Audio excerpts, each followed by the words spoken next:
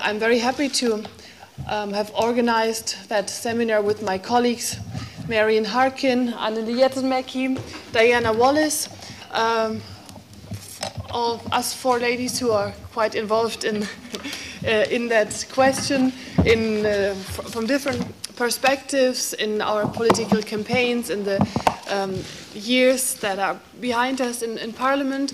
So it's a topic which is very close to our heart and to our belief to make Europe more democratic and closer to the citizens. So that's why we wanted to do this seminar with a very large participation of organizations which are active in that field to really have a good exchange of view on the various questions of implementation. Allow me to continue in German, my mother tongue. We have interpretation facilities here because I would just like to highlight a few points. So once again, welcome to all those who speak German and understand me welcoming you a few minutes ago. And I think on such a sunny morning, the theme of the European Citizens Initiative is been given a good context. It's important also that we introduce some elements of direct democracy to Europe. I think that really is the best way to ensure that the gap between citizens and Europe can be closed.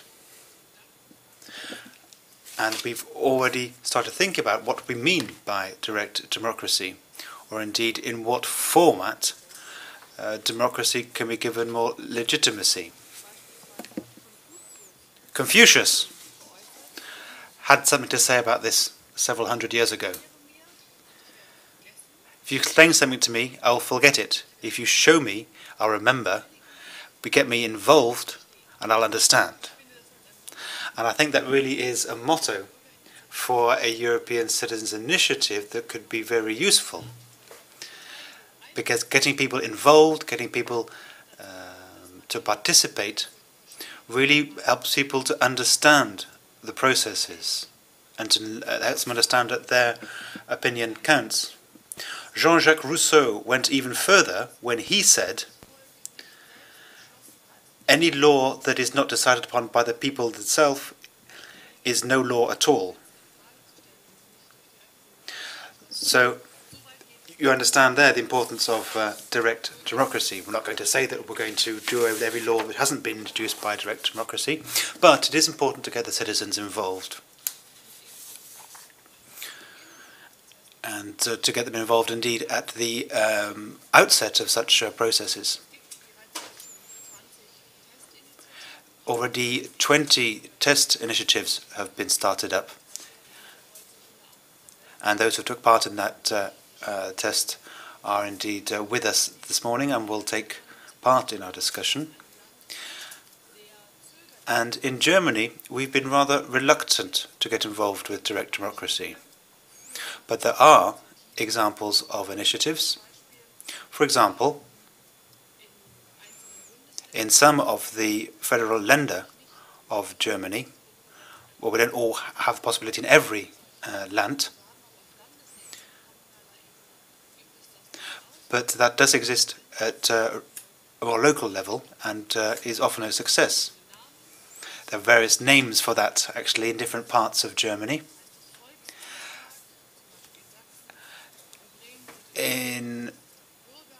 It's called a citizens' initiative in some places, called a people's initiative, etc. So there are different names for something that was actually the same process.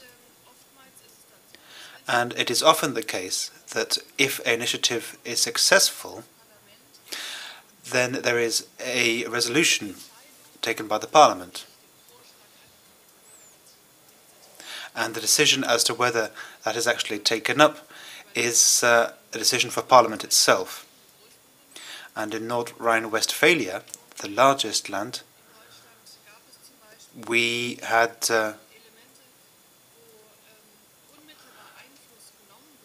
where initiative had a direct influence. There was a reform of the Land Parliament, i.e. and also how those members of the regional parliament were paid, what their expenses were, etc. And I think that is actually a very topical subject. Now I greet our speaker, Maros Šefčovič, Vice President of the Commission. I'll introduce him in greater length in a moment, but I'm trying to stick to our schedule and to explain to Mr. Šefčovič that we started slightly late. So, in North Rhine-Westphalia, we've actually had some successful examples. In January 2005, there was a citizens' initiative, which was actually set up by the Federation of German Taxpayers. And we got 75,000 signatures within a few months, which were passed over to the regional parliament. And then on the 17th of March, the reform of MPs' pay and expenses was decided on, which is a very good example of the influence that a successful initiative can have. In Switzerland, as you know, there's a long tradition of citizens' initiative. That is indeed part of the constitution there. Since this possibility has been introduced in 1991, 17 initiatives have been taken up. This means that this doesn't mean, as some critics say, that there will be tens or dozens of these every year. They aren't always successful. And there are many examples of other countries where there have been positive experience with these initiatives. And at the European level, it's important for us to understand that if we're going to have a European Citizens' Initiative, then it has to be given a format that it can be done sensibly at the European level. But those are questions which I'm sure we'll be going into later on this morning. Now you have the agenda in front of you. We have the Commissioner with us here this morning, and I'm sure we'll have some questions for him. And I'd also like to welcome my colleague Anneli Jäätteenmäki, who is the shadow rapporteur on this subject for the AFCO committee. That is the Constitutional Affairs Committee. And then we will have 3 round tables with representatives of NGOs, and we'll be looking at 3 subjects. The question of number of signatures and number of member states that will be required to validate an initiative, and how we are going to collect, verify and authenticate signatures. And then we'll also be looking at, perhaps the Commissioner can say a few words about this, the question of how the Commission is going to examine the initiatives, those which have enough signatures, etc. How is the Commission going to process these? And what possibilities these kind of initiatives actually have to be successful? And what happens if the Commission rejects them? Is there any chance for appeal after that?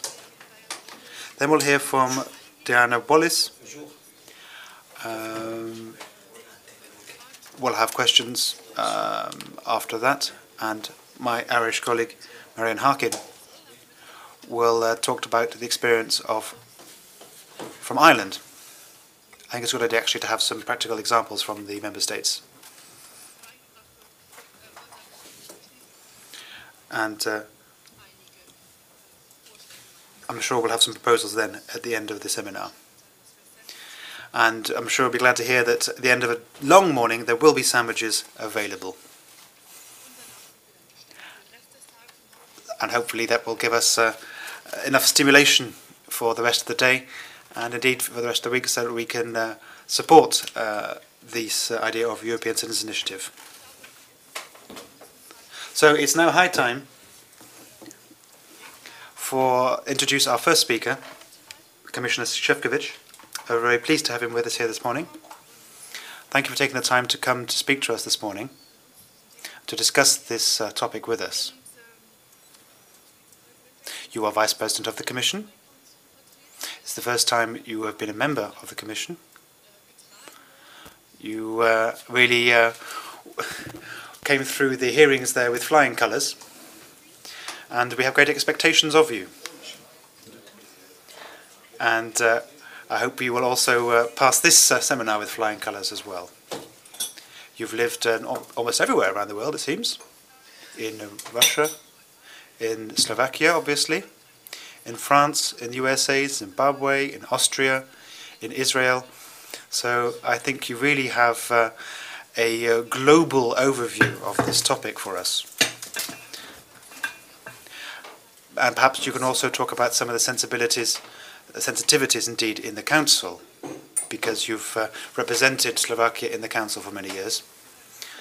So perhaps you could build a bridge for us between the various institutions.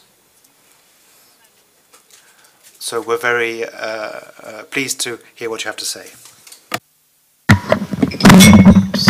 Dear Madam Vice President, dear Silvana, thank you very much for kind words and the introduction. And it's not easy to compete with the temptation of sandwiches in the end, but I will definitely try to do my best. And I will, because I know that most of you are involved in the area of NGOs, and I'm sure that you are very familiar with the proposal of the Commission on the European Citizens Initiative. So I just will go very quickly through the main features, what was the reasoning behind our proposal, and then I will, as Madam Vice President just hinted, I will just try to inform you also about the latest development we have in the Council of the Ministers, where we managed to reach the general political agreement on the proposal of the Commission.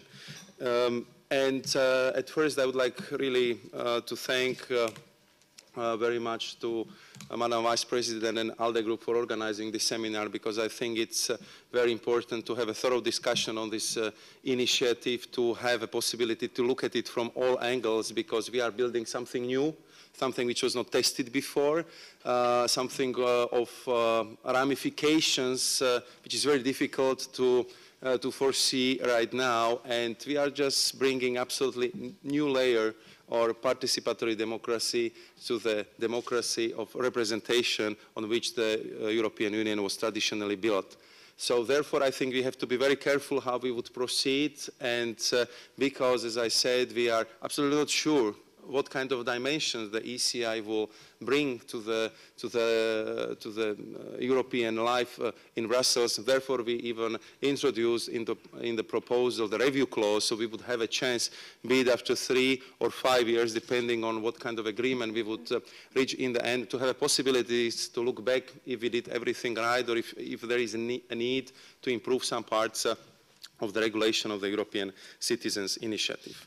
We've been approaching the preparation of the draft regulation very carefully. We had the first input from Parliament in the report of Madam Kaufmann. Then we had a rather thorough public consultation process where there was more than 330 participants who sent us their views, been individuals, NGOs, but even national parliaments. And of course, we then tried to discuss it at length also at our seminar here in Brussels. So before we came to the proposals, we really had a good feeling that we had a chance to look at every detail and to present you with what we think would be most balanced proposal, and at the same time the best proposal from the angles of keeping it simple and at the same time keeping it safe. And if you would look at what are the major principles we try to respect throughout the whole drafting of the regulation, so we would find such two major principles. The first one, that the conditions for citizens' initiative should ensure that they are representative of the union interest. whilst assuring that the instrument remains easy to use. Because if we got one word from all public consultation inputs, this word: keep it simple, keep it user-friendly, keep it citizens-friendly, and this is what we try to do.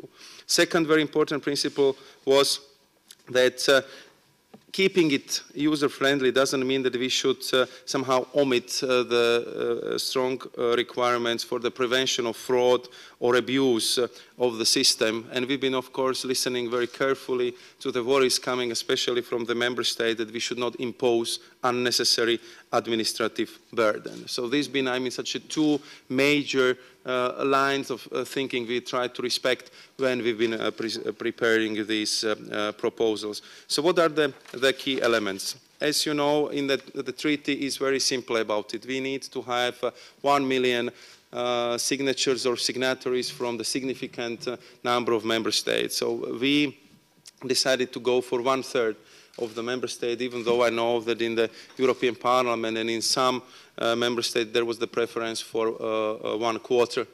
But we thought that 1/3 would be more in the line with the other parts of the treaty, where we need 1/3 of the member states for triggering the enhanced cooperation or for triggering the yellow or orange card system if it comes to the subsidiarity check of the national parliaments. And we also thought that 1/3 of the member states would definitely falls within the definition that these initiatives should really have genuine, not regional or national character. Then, of course, if it comes to the 1/3 of the member states, what does it mean? How many citizens from a single member state should support this initiative? And here we went a long way from one position into another, because at the beginning we thought that 0.2% of the population from the member states should be adequate number, but we picked up in the consultation process that this could be very difficult, especially for bigger member states to be the part of these initiatives, that you would need 160,000 signatures from Germany and only 1,000 from Luxembourg. And that we could end up with the initiatives which would be aimed at by the organizers mostly at the smaller member states, which of course was not the goal of the initiative, because we want to have as many member states on board as possible, and therefore we decided to go for the principle of digressive proportionality, where we more or less use the same formula we are using for the calculation of the number of MEPs in the European Parliament, and we multiplied for the purpose of ECI. So we went up for Luxembourgese from 1,000 to 4,500, but for Germans, for example, it went down from 160,000 to 72,000, which is, I think, very, very reasonable and very feasible number to achieve. Then of course, the most difficult issue which is there, and which I'm sure will be debated here today, and I'm sure that it will be also debated a lot in the Council again, and also in the European Parliament. These are the practical issues of the registration and on admissibility check. Because if we've been looking at the possibilities how to guarantee that the ECI would be transparent, would be measurable in time, and that it would be very, very clear who these people who are standing behind the initiatives are. So then we decided to do it in the simplest possible way, to provide the Commission website where these initiatives could be registered, and they could be registered upon very simple procedure. They just have to fill up the form when there will be name of the organizers, purpose of the initiatives, and also basic information on their funding, because we just simply would like to know how they're funding, who is behind these initiatives, because as you can imagine, this initiative always can be abused. And because the Commission doesn't want to create a platform which could be used for spread of the initiatives which are anti-European, which go against human rights, they go against values, or which are frivolous, or using the official term of the regulation, devoid of any seriousness, we decided if this is such a clear-cut case that we can simply not register these proposed initiatives. You would ask me, what if the organizers would not agree with this? As any decision of the Commission, also this decision can be appealed to the European Court of Justice. So I think that also the transparency of the Commission's behavior in this field, of course, is guaranteed. But we understood from the beginning that the registration should be administrative step, that we wouldn't like to block any kind of European-wide debate from the first moment. And we would like to see, and this is even more important, that the proposed initiatives have public backing. So we would avoid the system that we would get into the very lengthy debate over the admissibility already from the first moment, when we are absolutely not sure that this or that initiative would have a public support, that the organizers can trigger this debate over, let's say, competencies, over very difficult issues, engage the Commission, engage the European Court of Justice, and overloading system, very often just for the promotion of the very narrow political interest, sometimes even negative agenda, or purely self-promotion. Therefore, we initially been coming with a proposal that before we issue admissibility check, we would like to see that this initiative has a real backing in at least 3 member states, and at least 300,000 people are supporting the initiative. So we would really see that the initiative is European and its citizens. So it's not just the attempt of a very narrow group of individuals who would like to push something through the system, and if not be able to push it through, at least to start debate with the Commission and appealing procedures with the European Court of Justice. Why we think so?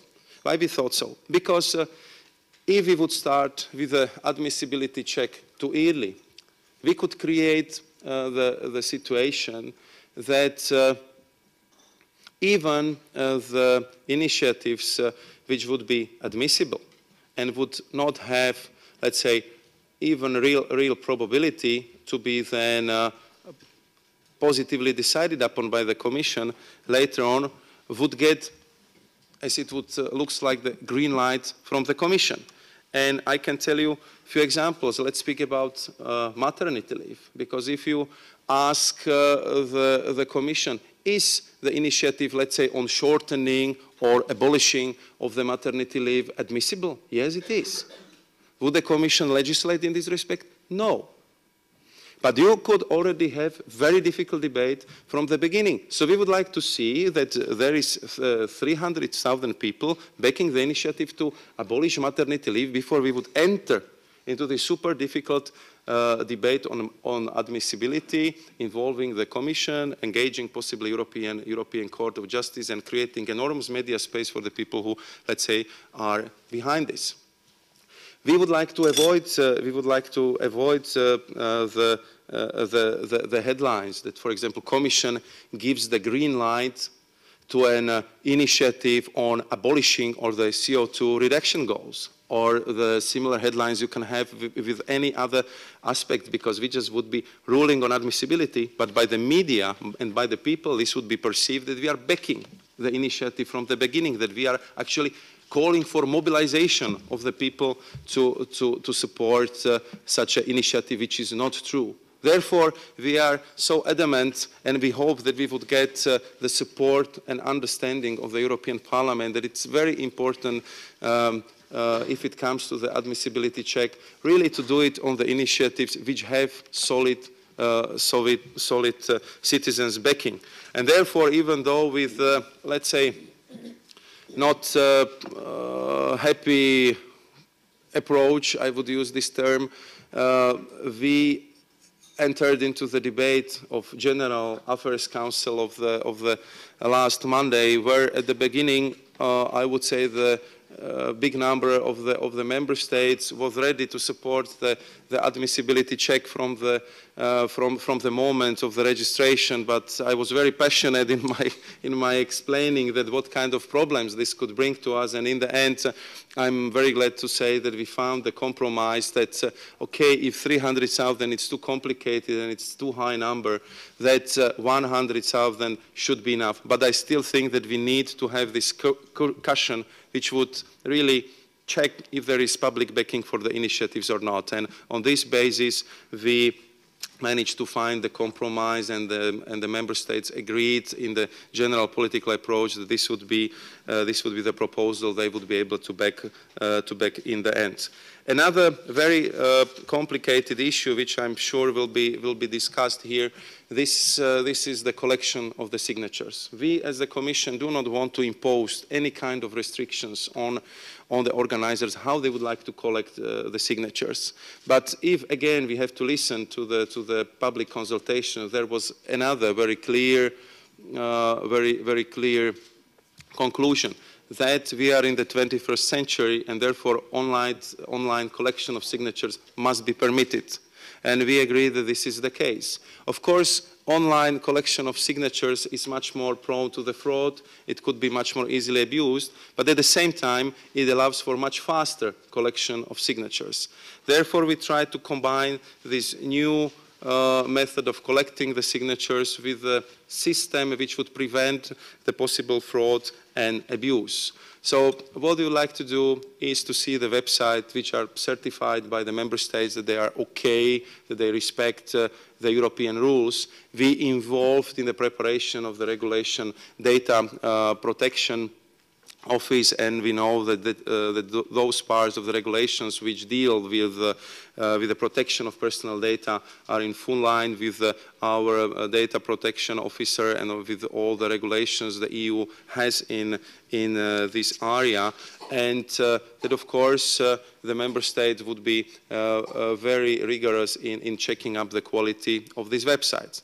Moreover, we included into the ECI the paragraphs on civil, or if in some member states this would be require criminal liability for the organizers who would like to abuse the data, sell it, use it for other purposes, use it for other ECI. This just simply would be illegal. But this is something which has to be done, because it's not important for us only the support of the initiative, collection of the signatures, but also that the personal data are protected as we are used in Europe.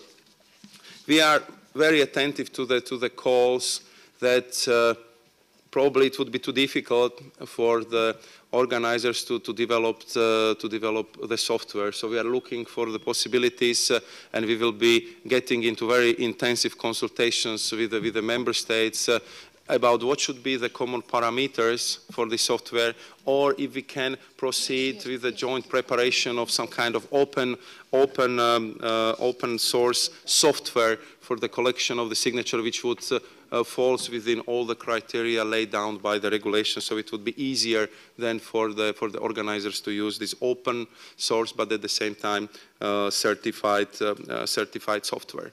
And the last thing, the checks of the control or verification of the signatures. Here again, we try to be very flexible, and we've been looking very much into the possibilities how to verify the signatures, and at the same time how not to overburden the member states with this role. So we are speaking about the verification, not about authentication. What is the difference? The difference is that we are not in the process of elections or referendum, and we just want to see that there is clear public support for the initiative. So what would be enough for the Commission would be so-called random sample checks. It would be up to the member states to decide if they would like to verify 5%, 10%, of the signatures, if these people exist, if they supported the initiative, and then extrapolate this number for the overall number of the signatures which have been collected in that member states. This would be enough for the Commission. If the member states tell us this initiative was supported, let's say in my home country, Slovakia, by 10,500 people, it's enough for us. Because what we need is the clear demonstration of the public support for this initiative. And then we, of course, hope that this will be not too lengthy and not too complicated and not too costly for the member states. So if you allow me to conclude, I would like to thank Silvana and ALDE Group for invitation for the seminar you are organizing here, and I would like to ask you to keep in mind the necessary balance we need to achieve. Balance which would support, promote the democracy on one side, and balance which would keep this initiative safe from abuse and from some not always positive ideas in mind when it comes to using of this instrument. Thank you very much, Silvana. Thank you.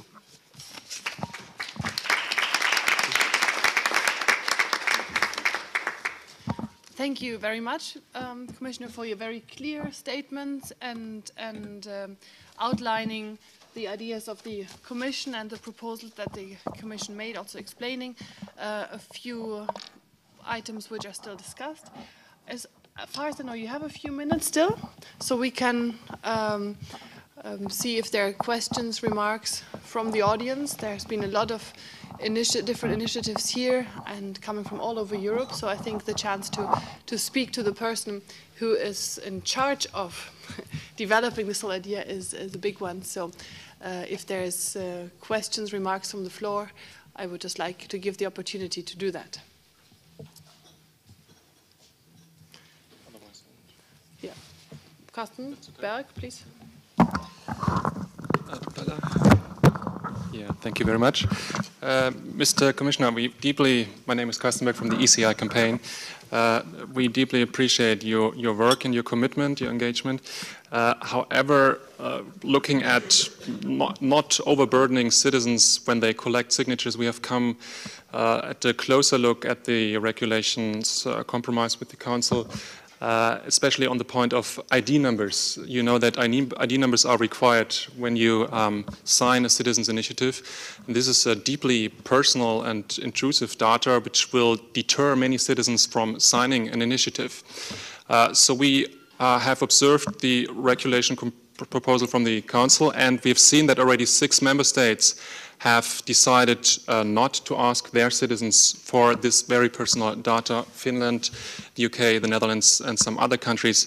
Why can we not do it in all member states to really delete the requirement for ID numbers? Thank you. A very concrete question. Anybody else adding to that? Diana, please.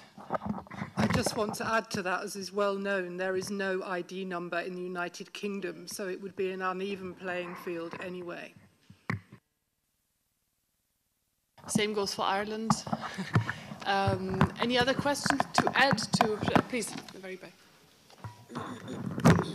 Morning, speakers. My name is Riza. I'm from Malaysia. I'd just like to ask, what will happen if the ECI proposes something that's contrary to the treaty? For example, the Lisbon Treaty amends the preamble, which says that it is the duty of the Commission and the European Parliament to maintain the religious identity. Given the large immigrant numbers in the EU, what would happen if this body of legal EU citizens, second-generation immigrants, propose something that might be contentious? Thank you. Thank you. Any other question to add to that? Mr. Kaufmann, please. Yes, I'm Bruno Kaufmann. I was a little bit listening when you said about the issue of that admissibility check, that would be confused with a political green light. I think this is really should be a misunderstanding, because, I mean, there are these 3 checks: the formal one in the beginning for registration, the legal one for admissibility, and then the political one.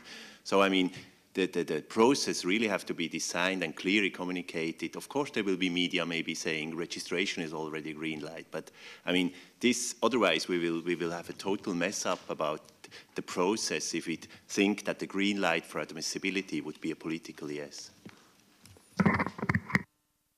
Thank you. Maybe first round of questions and answers, please. Thank you very much. I think it's quite clear if you look at the Council General Agreement and the text which was supported. So if it comes to that last part, what should be on this signatory sheets, what kind of personal data should be included, and how it differs from one country into another. I think this is clearly an area where we still need to work on, because simply also that that information form is getting very lengthy. I think now we are getting into the 7 pages, which of course was not the idea of the Commission. And this was more or less the only way how the presidency can achieve the general agreement at this stage, because exactly as Madam Wallis said, and as my colleague at the table said, there are different traditions how you can verify the signatures, how the citizens' registers are working, because I had a rather lengthy debate with the UK Europe Minister on this issue, and he said that in their case it would be very important to involve the local government, because they can do it only on the basis of the residence where the people are living, when they would like to verify the signatures. Then of course you have different traditions in different member states, and this is as it is now very much reflected into the outcome of the council discussion. But this is the area where we really need to work on to make it simpler and to get these requirements definitely shorter. I cannot tell you how exactly we would do that. And concerning the ID numbers, again, it was recommendation and requirement from several member states for whom this is the only way how they can identify the persons, be it ID card, be it the number of the ID card. So it's again the way how they can provide us with the verification of the signature. But it's very clear that now, as the system developed and as the different approaches to the verification of the signatories are clear, that we would need to work on and to look for some better solution. But I cannot tell you what that solution would be right now, but we just know that it should be simpler. If it comes to the religious questions, to the registration and admissibility, as I said, if it comes to the registration, we see this as an administrative step. I mean, if it's really not something which we would call in our working jargon the silly initiative, we would register such an initiative to see if there is really the citizens' support potential, and we would like to rule on the admissibility later on. You can have, of course, the issues which would be clearly devoid of any seriousness, and the decision should be simple. But you can have also the more problematic questions when we can end up with initiatives where the two freedoms are conflicting each other.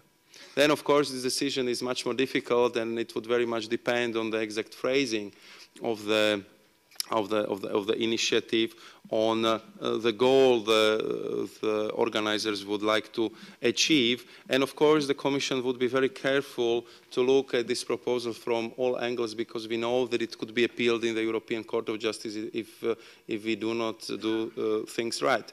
But we would like to really avoid the possibility that the organizers would not know what the Commission is thinking about this proposal. So we, of course, would be ready to serve as some kind of help desk for the organizers before they register the initiatives. You would like to give them a piece of advice, how they should fill up the form, what would be such an initial reaction of the people who would be responsible for the registration, or to give them any kind of advice we can do on this working informal way of communication when they would be about to launch the initiative. So we'll try to give them as many information as possible before we would come into legal steps like the registration or later on the admissibility check. And confusion with the green line, I agree with you. Therefore, we are so careful not to create the impression that the Commission is giving political green line to the initiatives, which could be appealing to the part of the citizens in Europe, which would probably even get the support necessary. We can easily think of many initiatives where we know that it will be not that problematic to get 1 million signatures, but we know already at this time that such an initiative will not be supported in the end by concrete legislative proposal of the Commission, because this is something which is really out of the, I would say, European style of work we do here, and some of the examples I was quoting earlier. So therefore, we would like to avoid the system where organizers, group of individuals or NGO, without any demonstration of public support, can trigger very difficult competency disputes between the Commission and the Member States or within the Commission itself. We would like to look at these initiatives when they deserve. It means when they are European, when they are citizens-backed, and when we see that they have a clear potential to get over the 1 million signatures. Otherwise, we would just simply overload the system, and we would definitely not take the best use of this instrument, which I think that it's very important for the future of European democracy and for getting the citizens closer to the European decision-making. Thank you very much, Maros. I think as far as I know, your time that you have dedicated to our seminar is up. Your time is very precious. You're a person with many responsibilities and duties, so thank you again for having been here, for having been very open and very clear. Some of the points, I think, will be discussed later on, and I think in this audience there is also the desire to discuss that, and you would allow the main messages from the seminar that we pass this on to you, so that you maybe can take this into account into your future work on that. So, Mr. Commissioner, thank you very much again. Thank you very much, Silvana. Thank you very much for all the interest, questions, and I hope support for this initiative, not only from ALDE, but also from all of you who are here and who are listening to this very interesting seminar. Thank you very much. Thank you. Sorry, I was late. It was good you started late. Thank you. So, ladies and gentlemen, I will now hand over the microphone to my colleague Anneli Jäätteenmäki, and the floor for moderating the seminar to my colleague Marian Harkin, and we will continue in the program as foreseen. Please, Anneli. Good morning, everyone. I also want to welcome all of you. Actually, I have only 5 minutes time, but I take up only 3 questions. First one, why citizens' initiative is important. Secondly, some controversies. And then thirdly, successful or a failure.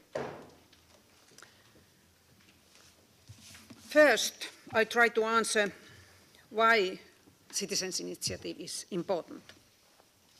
And it is important because it is one of the few things that will strengthen citizens' direct participations, and that is written in the Lisbon Treaty.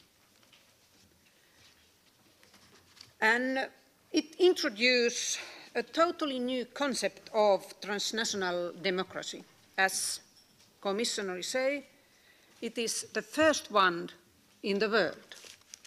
That's why it's also difficult how to use it, so that it's really successful. And that's why it's also important for us to succeed.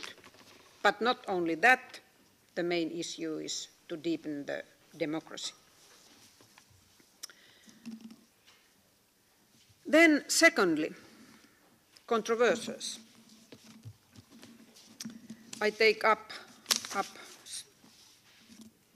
two questions. The proposal must relate to an EU subject and it must be of an issue in which the Commission has powers. So it must concern European issues, but it is written otherwise. I think that the way it is written in the Lisbon Treaty, it is too restrictive. The proposal should relate to any subject which the EU can control, not only in the issues what Commission can control. And I would like to take one example. It's obvious that, for example, the citizens' initiatives that was done 2 years ago is not according to Lisbon Treaty. And it is because the first citizens' initiatives concerned the Strasbourg seat. And now, according to this Lisbon Treaty, it's not legal to make a citizens' initiative that the citizens want only one seat, either in Strasbourg or in Brussels or everywhere. I don't know where. But I myself, concern that's not very democratic way. And then the second issue that I would like to take up is that it must concern European issues, it's okay, but because it is written that it must be according to European values, it might be okay, but it's very difficult in concrete life. Who decides what are European values? And it is also proposed that the watchdog should be European Parliament. Even if I am a member of this Parliament, I think it shouldn't be Parliament, because this is very also political issue. It should be the court, because the court is who decides always if it's a dispute what are the European values. But it's very important to make legal and right decisions because, for example, the first citizens' initiative, if we say it's not according to Lisbon Treaty, it might be a very tough decision. Then, thirdly, successful or a failure. We don't know. We all hope that it will be a great success, that it is very simple and that there will be many initiatives. But we know that in many countries or in some regions there have been citizens' initiative. And not all of them hasn't been very successful. For example, in my own country, I can't say that all of them had been successful. Because after the referendum, the decision by politicians has been vice versa than, for example, they have proposed. But if this is successful, I think it will launch, and it's possible that it launches, pan-European debate. And that would be important, and that would be very good. We need much more pan-European debate than nowadays. Actually, we don't have yet any pan-European debate at grassroots level. But then, if it's a failure, it increases the EU's perceived democratic deficit, and that we don't want.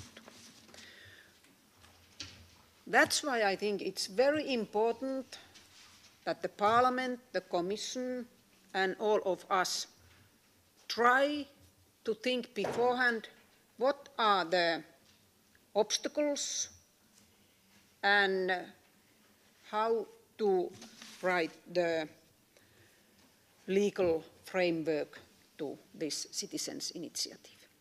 That's what I wanted to say. Thanks, and we continue our work.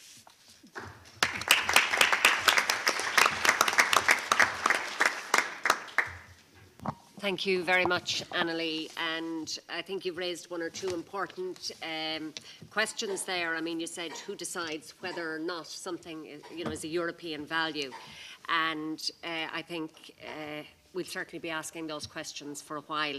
Also, I think you made the point at the end that it is important that this is a success, because we all talk about the democratic deficit and the distance between Europe and the citizens, and this is certainly an effort to try and bridge that gap.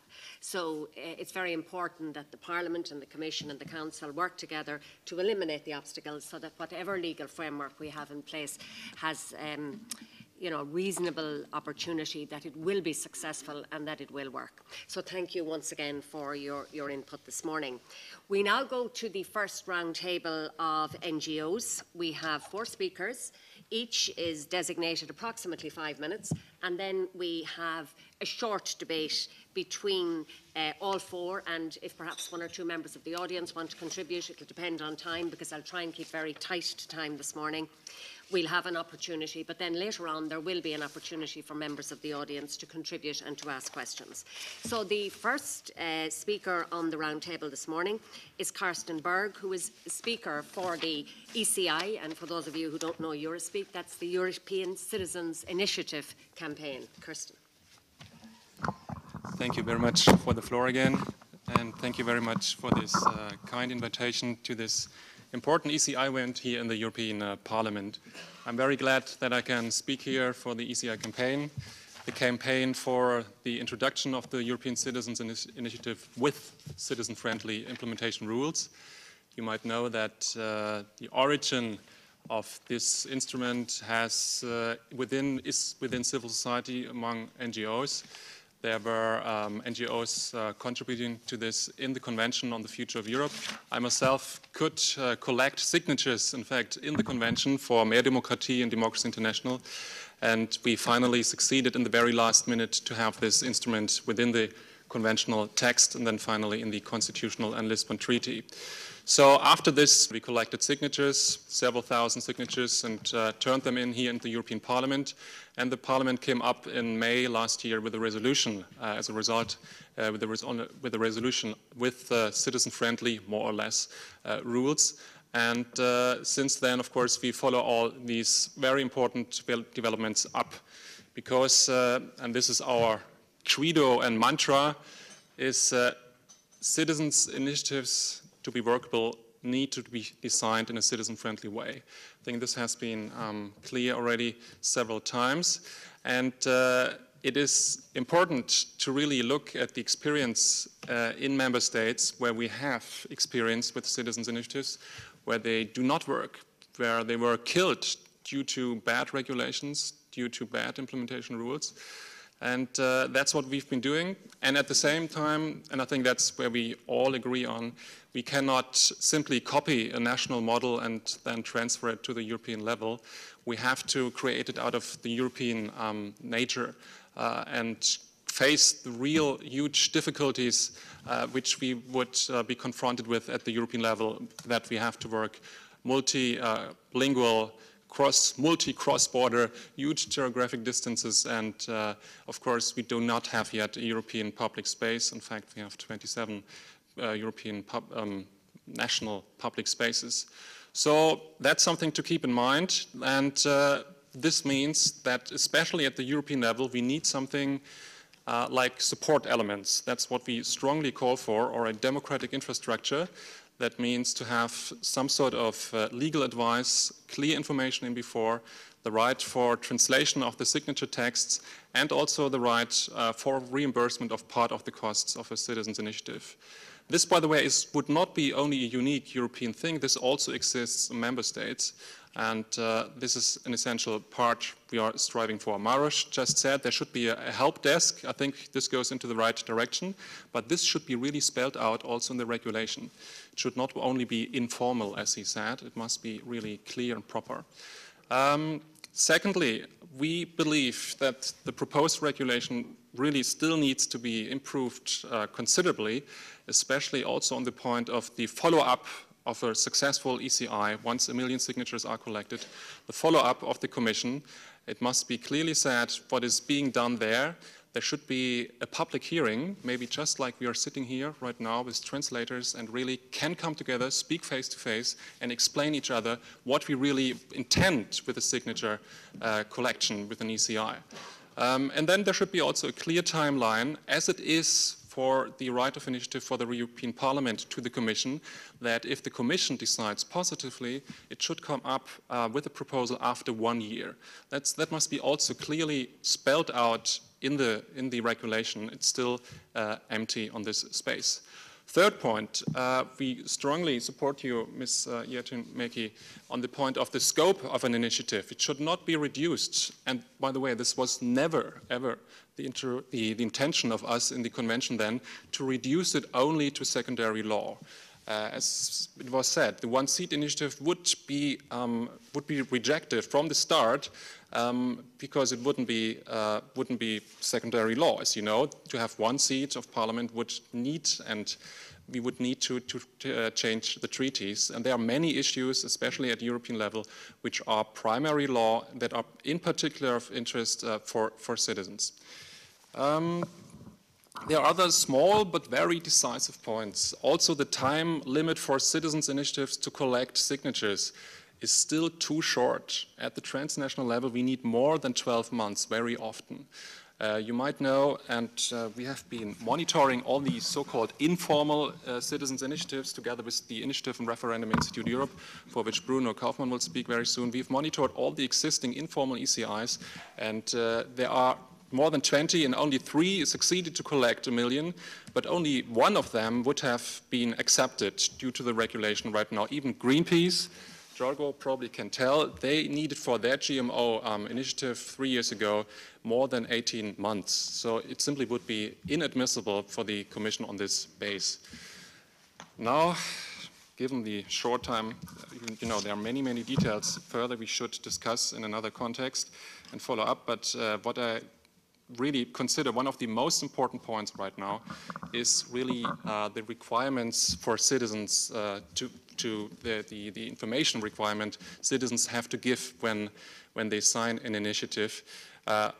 Simply imagine you are on a marketplace and you really strive for an issue and you organize a citizens initiative and you talk to a person, him or her, and have convinced this person after 5 to 10 minutes. It's really hard work if you have ever organized something like this. It doesn't go like this. And then you ask for the person. In the end, the person agrees after quite a good conversation, and the person says yes. And you ask her then, please, you need to give us your name. No problem. Your address, well, okay, that's still okay. Your signature, still fine. Then you are asked, according to the regulation, for your birth date. Please give your birth date. Please also give the birthplace. And in the end, then you say, passport number. Please give me your passport. This really does not work. I mean, if you ever have done this in the streets, people really feel this is too personal, this is too intrusive. This will deter many citizens to really to use this instrument, we really must be extremely careful. Given the short time, I come to my roundup. I think it's a perfect timing of you to have this seminar here right now, because now it is in the debate between Council and Commission. No, that's over. Now it's the Parliament's move, and we really want to encourage you to really get rid of the ID number, to encourage you to make a good proposal, to take your time. Quality should go before speed, and it's a good step of you not to rush. You know, the Spanish presidency has heavily pushed on the Commission and the Council.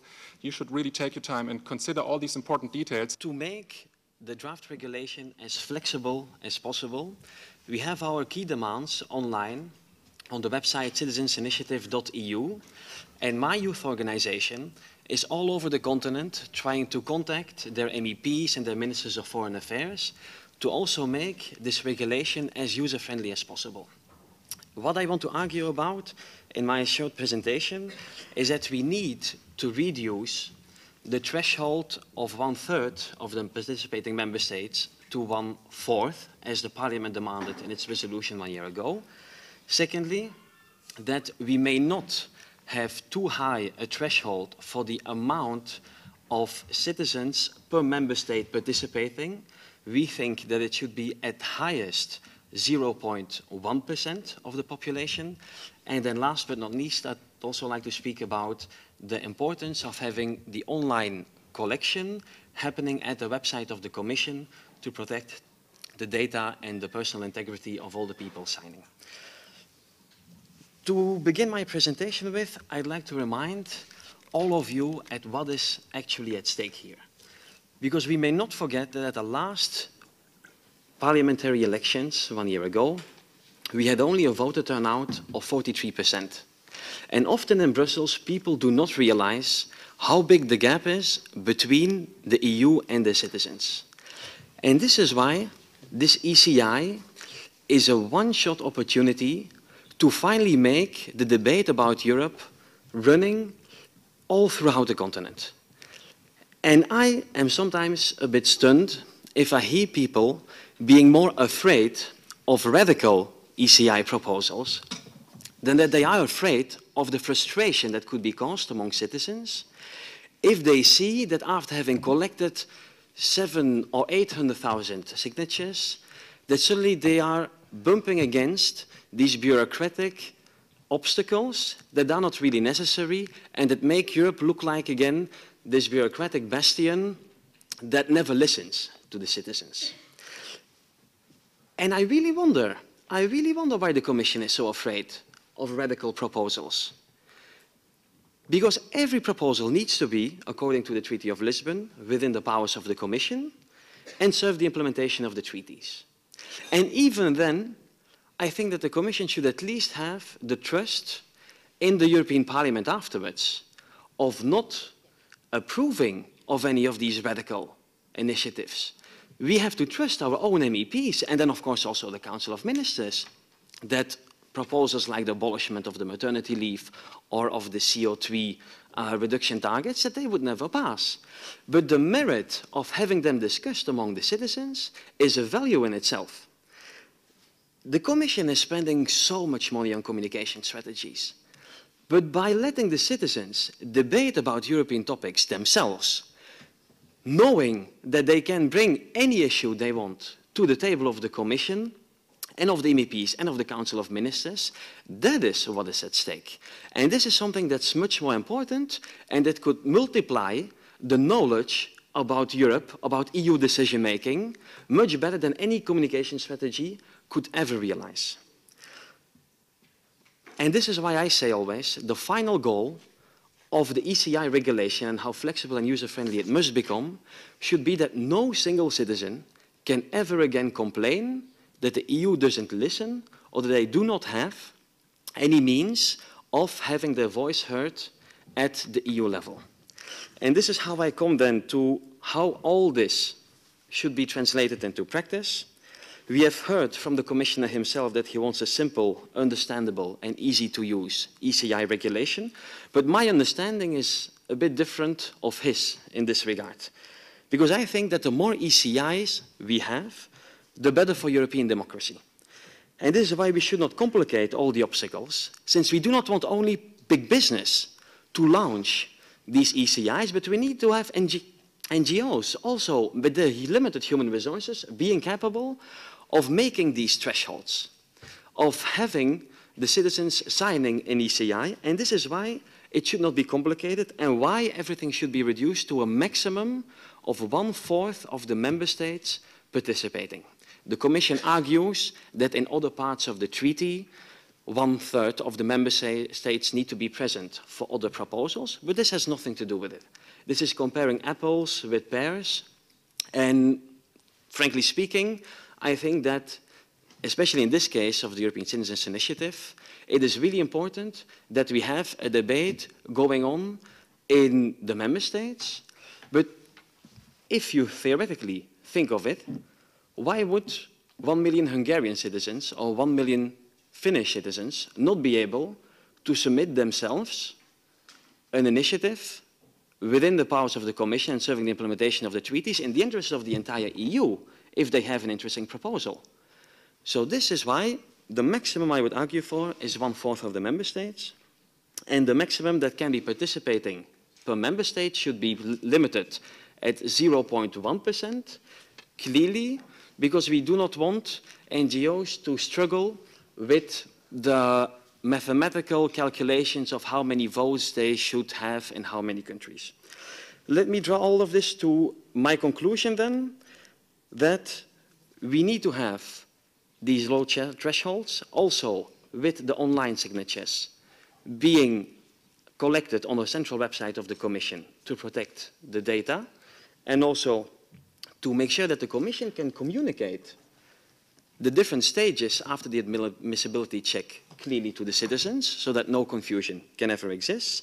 And this will only require that the Commission then also enlarges its unit working on the ECIs, that we have enough human resources, and that it's a joint effort to make European democracy work in practice. Thank you.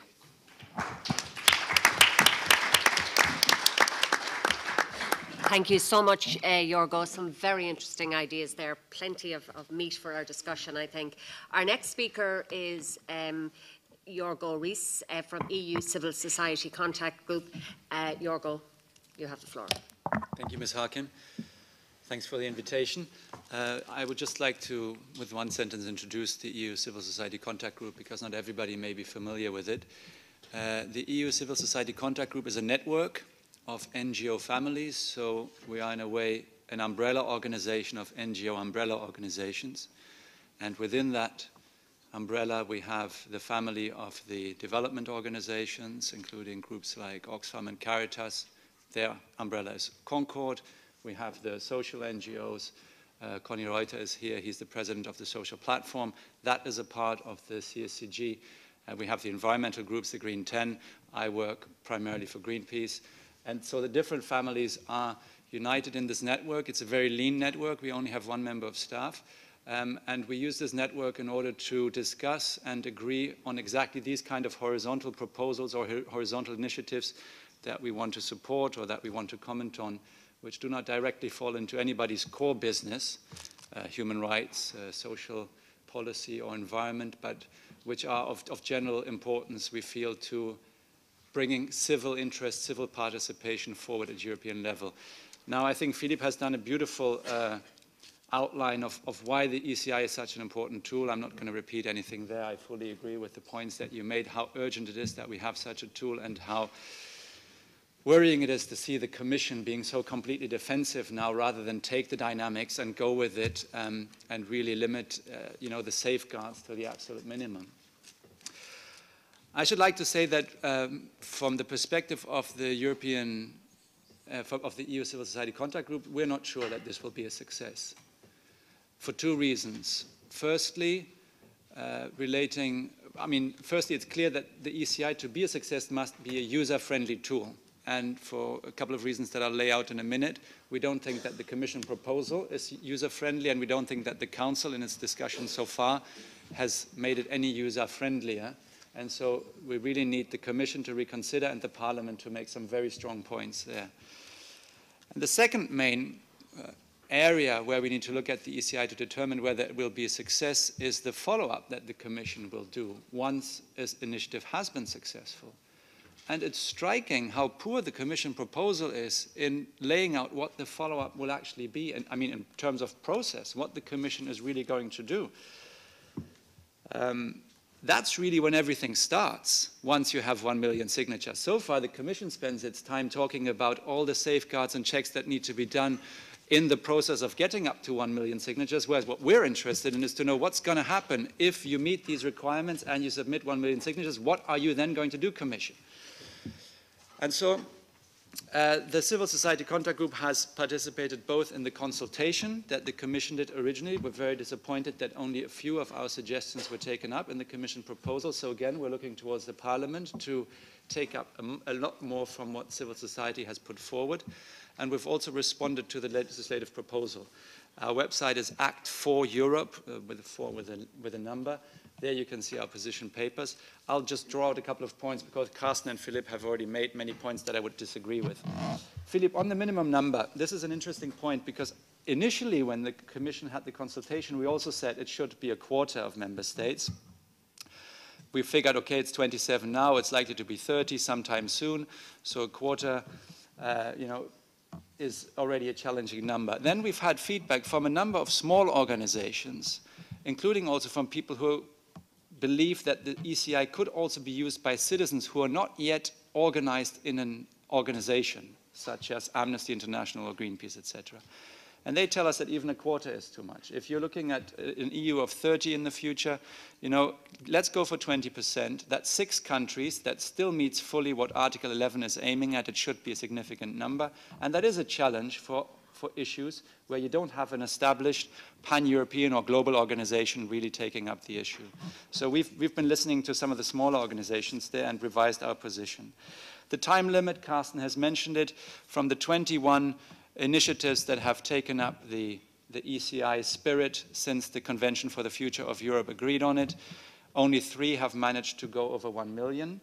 I would say actually none of them managed the criteria because even the One Seat campaign, of course, did not require the data. I participated in it and I remember I just had to click and give my email. So, again, none of them so far would have met this. So again, the time limit needs to be bigger. It needs to be at least 18 months to allow organizations to form themselves around an ECI issue and to operate in at least 20% of the member states. Data protection, the point has been made. I would just like to add to the points that I fully agree with, that it's, passport number is definitely too much. Even name, address, birth date is already more than is probably required to identify a person correctly. I'd like to just add that I would call on Parliament here also again to look at what's already being done at national level. In the UK, for example, or in Germany, when citizens want to submit a petition to Parliament, they provide, name and address. And that is sufficient there, okay? No birthday, no passport numbers, and really bring it down to the minimum number. Neither Greenpeace nor any other organization that I know wants to be in the street asking people for all this detailed type of information, nor on the internet. We know that people will not like to give that information, and we don't want to ask for more than is necessary.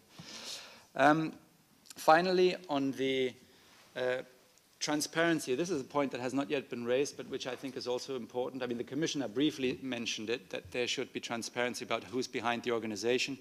We think there should be on the website an update about the finances involved in the campaign. It's very likely that at the time you register, there's only 1 or 2 organizations, but then others may join.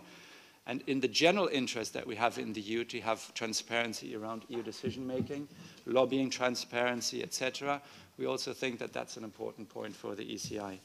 And one point that I thought you would make, Philip, but I didn't hear it, so let me say it then. From the Civil Society Contact Group, I'm sure you'll agree, we think that the minimum age should be 16. Again, the Commission here taking it in line with voting is really confusing things. The ECI is not going to lead to direct changes in terms of governance, in terms of legislation. There's still the whole filter of the Parliament and Council and Commission behind it. So as a tool to engage to mobilize Europeans, to build European spirit, this is a perfect opportunity to lower the participation age to 16. Thank you very much.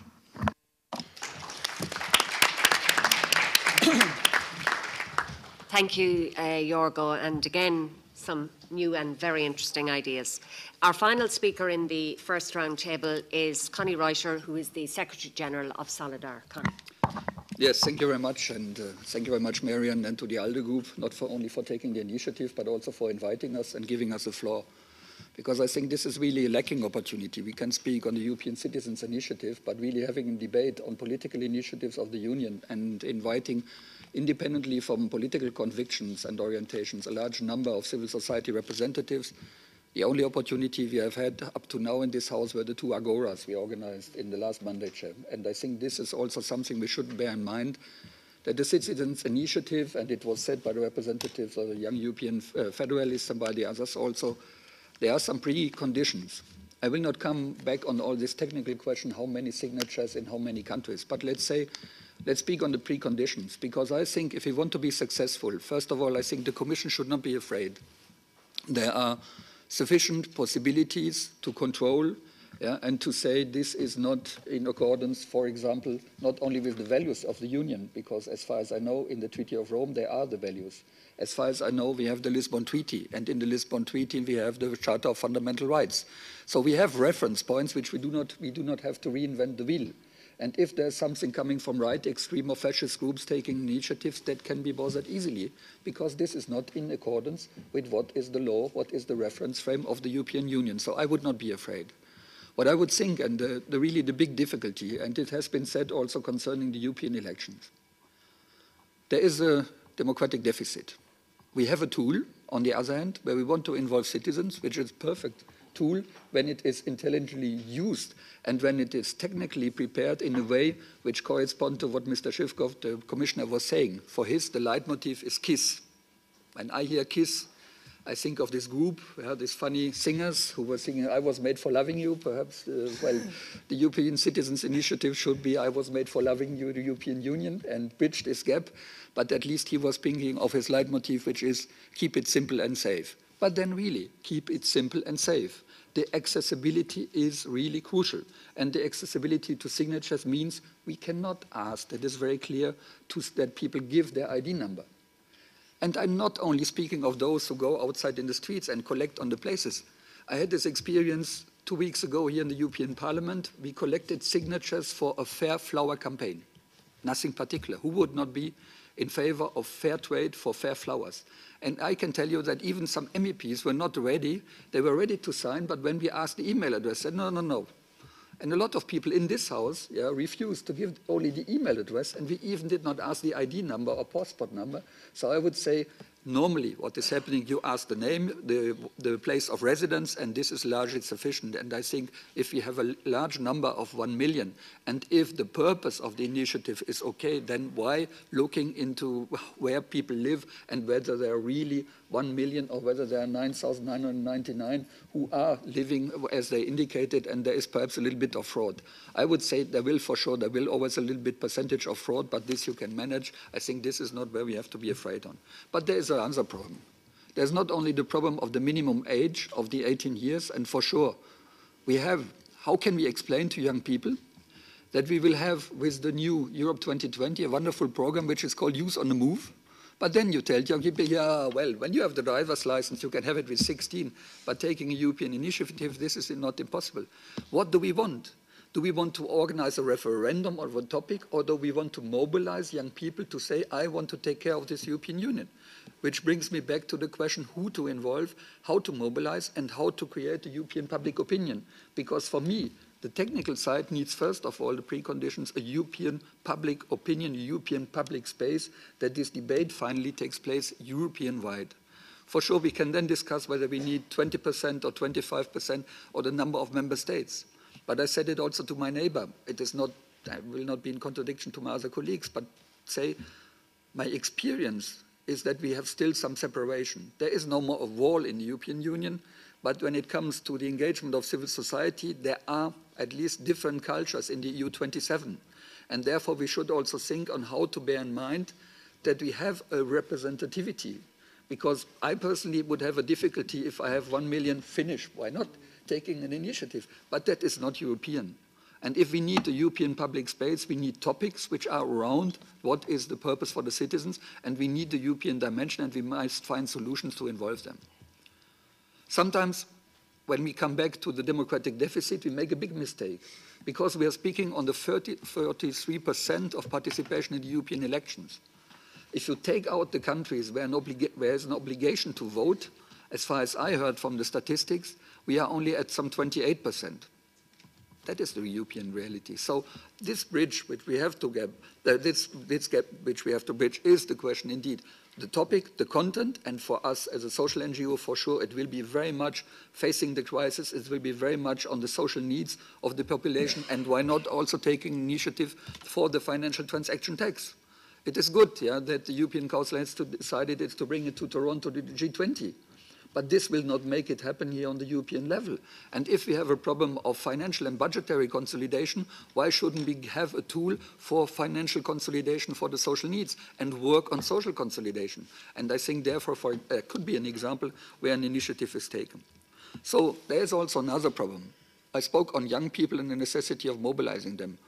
We should not forget also that we have a population in Europe which is growing, and independently from the question whether they have a regular or an irregular status, we have a lot of third country nationals living in the European Union. And we're speaking on the Stockholm program. We are speaking on integration. And how can we speak on integration if on a European topic we exclude them? If you say, oh no, this is not for you. You have a European passport? Fine, then you can sign. You don't have a European passport? Europe is not interesting for you. And I think this is completely in contradiction with an opinion which is giving them an opportunity to write in and to identify with this European Union and making their purposes. And once again, perhaps we should read the European Citizen Initiative not as a referendum at a legal perspective. It is an initiative. I come from an organization where we have been taking initiative without having a legal framework. Yeah? It was in the anti-nuclear movement in the 70s. It was on social purposes, it was on neighborhood initiatives, it was a lot of it because initiatives means you take an initiative because you feel a need and because what is the legal framework is not fulfilling your needs and you do not meet in this. And therefore I think this really keep it simple and safe, that should be absolutely a leitmotif, and we should be a little bit more open-minded and less fearful, but nevertheless I can and we have to take into account that there's a necessity of making sure large participation, large public debate, European public space, involvement of European citizens independently of whether they're European citizens or third country nationals. And really then, I think that could become a success and would at least bring us also for the next European elections to have a higher degree of participation. Thank you.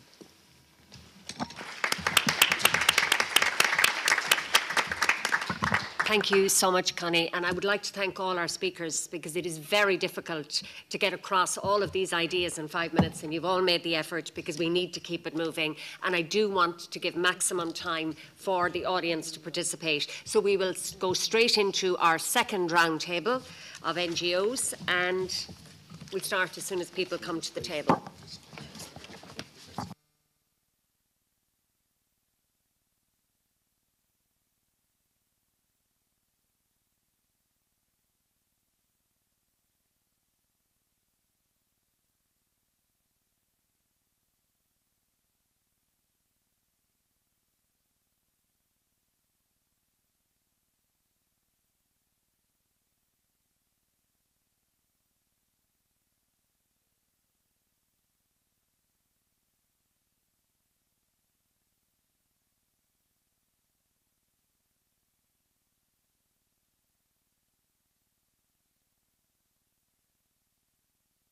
We'll get our second roundtable underway.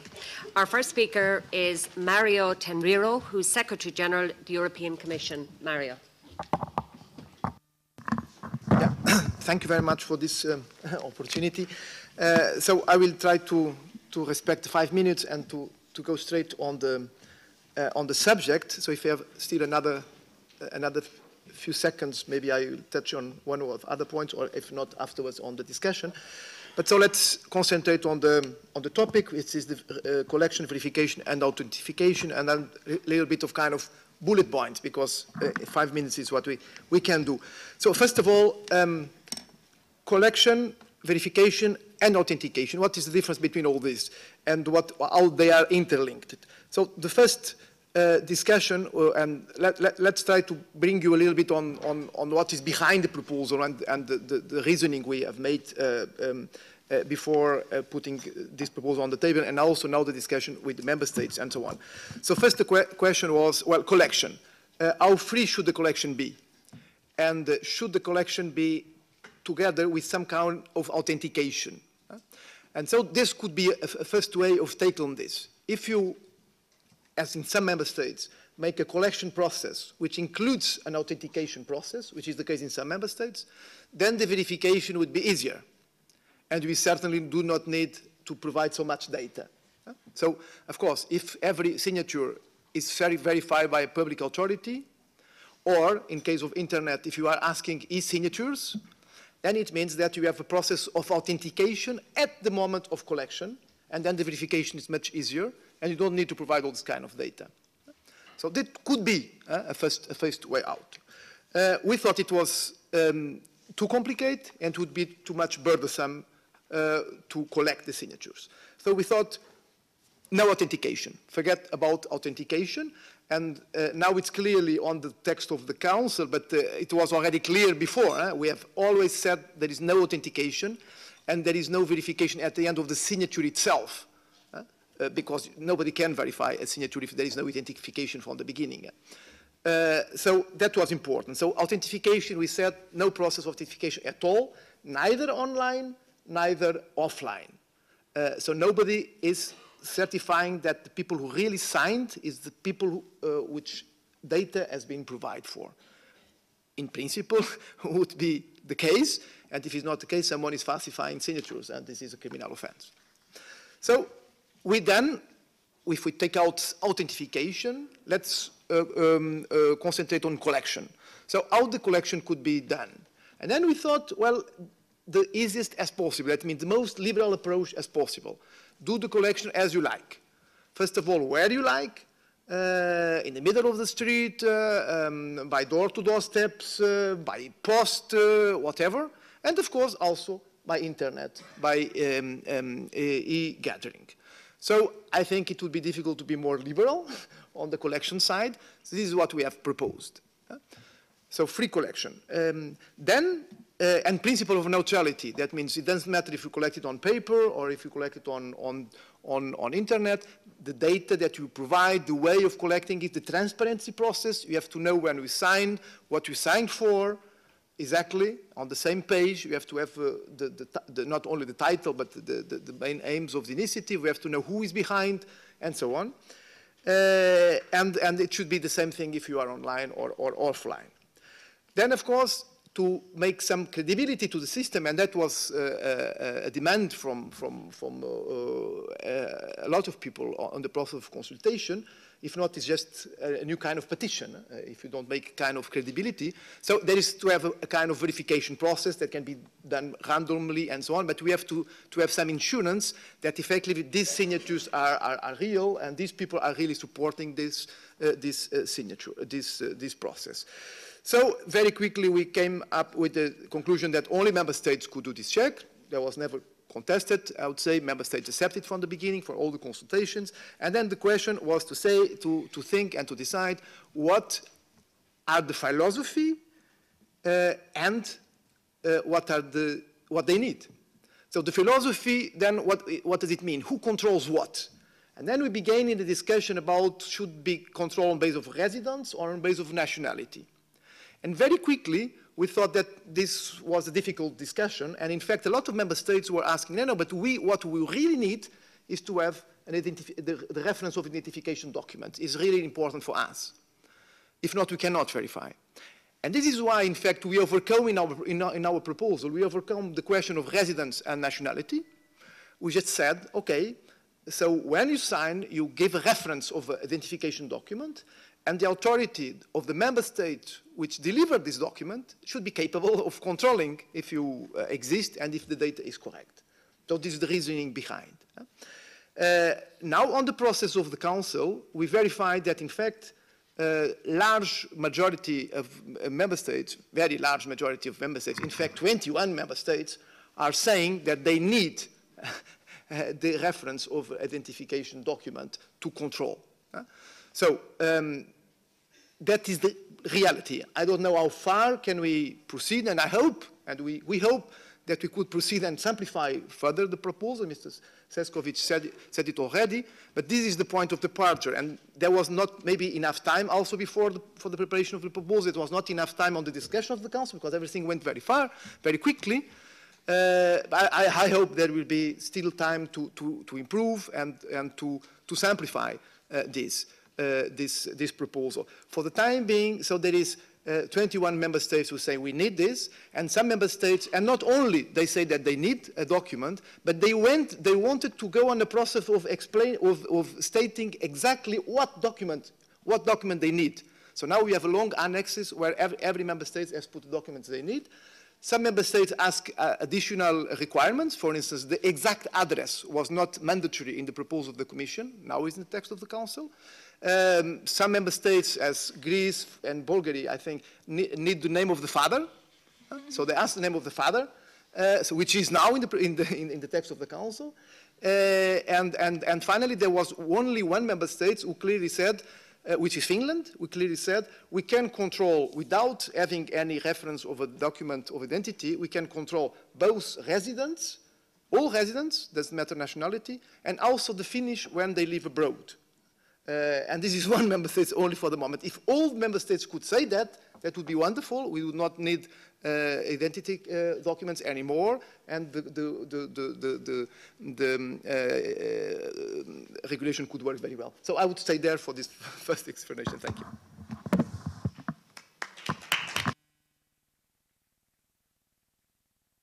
Thank you, Mario, your perspective from your side of the fence. Our second contributor to the roundtable is Rosita Zilli, and Rosita is Policy Advisor, Euro-Coop. Rosita. Yes, thanks a lot. Good morning, and thanks to the ALDE group for having invited us to speak at this important forum. And just a few words, I will try to stick to 5 minutes, but just a few words on Euro-Coop. We are the European Community of Consumer Cooperatives. We represent 17 states, 17 consumer cooperatives in 17 EU member states for a total of 2,400 regional societies. And what is more important to the purpose of this debate, we represent more than 25 million member states. Consumer members. Well, member states will be too much. Consumer members. So we are a member-based organization, therefore our interest in the European Citizen Initiative. I'm substituting a colleague, so I'm not really the person who's taking care of this within my organization, but I will try to lead you through our position, and I hope I will be clear in that. Well, first of all, I want to join what the other speakers have said so far. So we are, of course, supporting of this new important right conferred by the Lisbon Treaty, and we think, as the others, that this should be kept as simple as possible, and that should exclude any administrative overburden. And of course, we're very supportive of this attempt to bridge the deficit gap, which is so much felt at EU level. So coming to the technicalities of the proposal, we are supportive of 1/4 of member states, and so we're more in line with the position of the European Parliament so far. It's not so different from 1/3, but again, we think that it would be one step to keep this initiative within reach.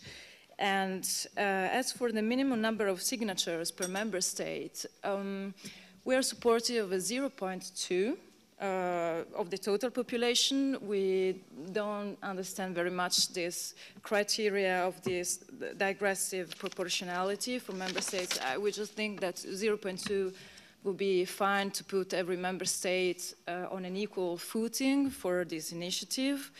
As far as the eligibility to support the ECI, we think that the minimum age should be just linked to the voting age for the European Parliament elections, which is 18 years old in all member states, exception made for Austria, where it is 16. Then, as for the form and the wording of the ECI, we think that the subject matter and the objective of the proposal should be just fine, and so that options, just like the requirement to prepare a draft legal act, will be unnecessarily restrictive and burdensome. And then coming to the requirements for the collection, verification, and authentication of signatures, which is really the core of our panel, we think that a common set of procedural requirements should be set at EU level. That is to say that member states should not be able, in our idea, to put in place specific provisions at national level. And so the future regulations should be enough clear to implement a unique EU right, European right.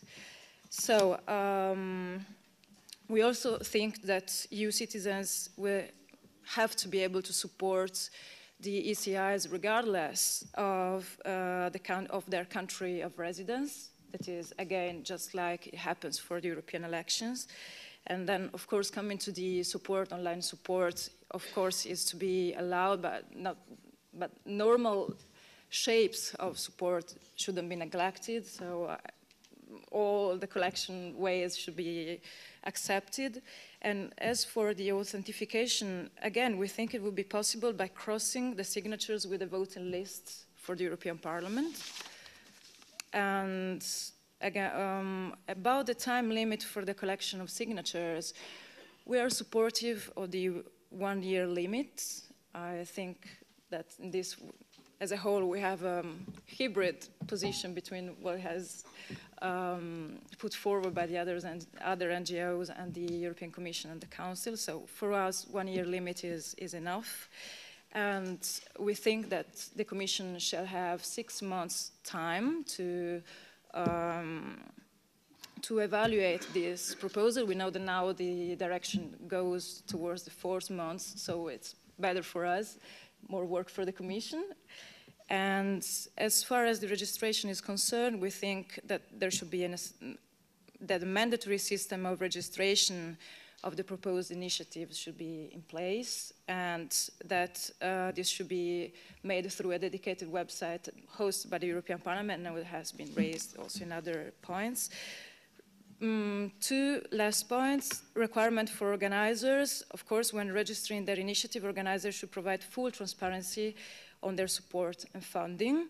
So, and this then comes to the obligations related to the protection of personal data, where we are in line with the other NGOs.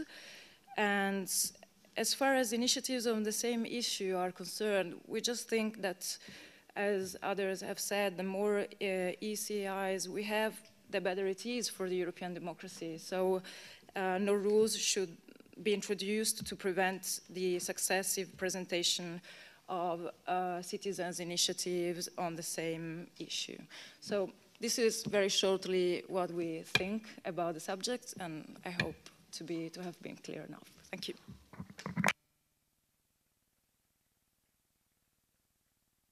Thank you, Rosita, for your contribution. Our next contributor is Ben van Pepperstreet, and Ben represents the European Youth Forum. Ben. Yes, thank you very much.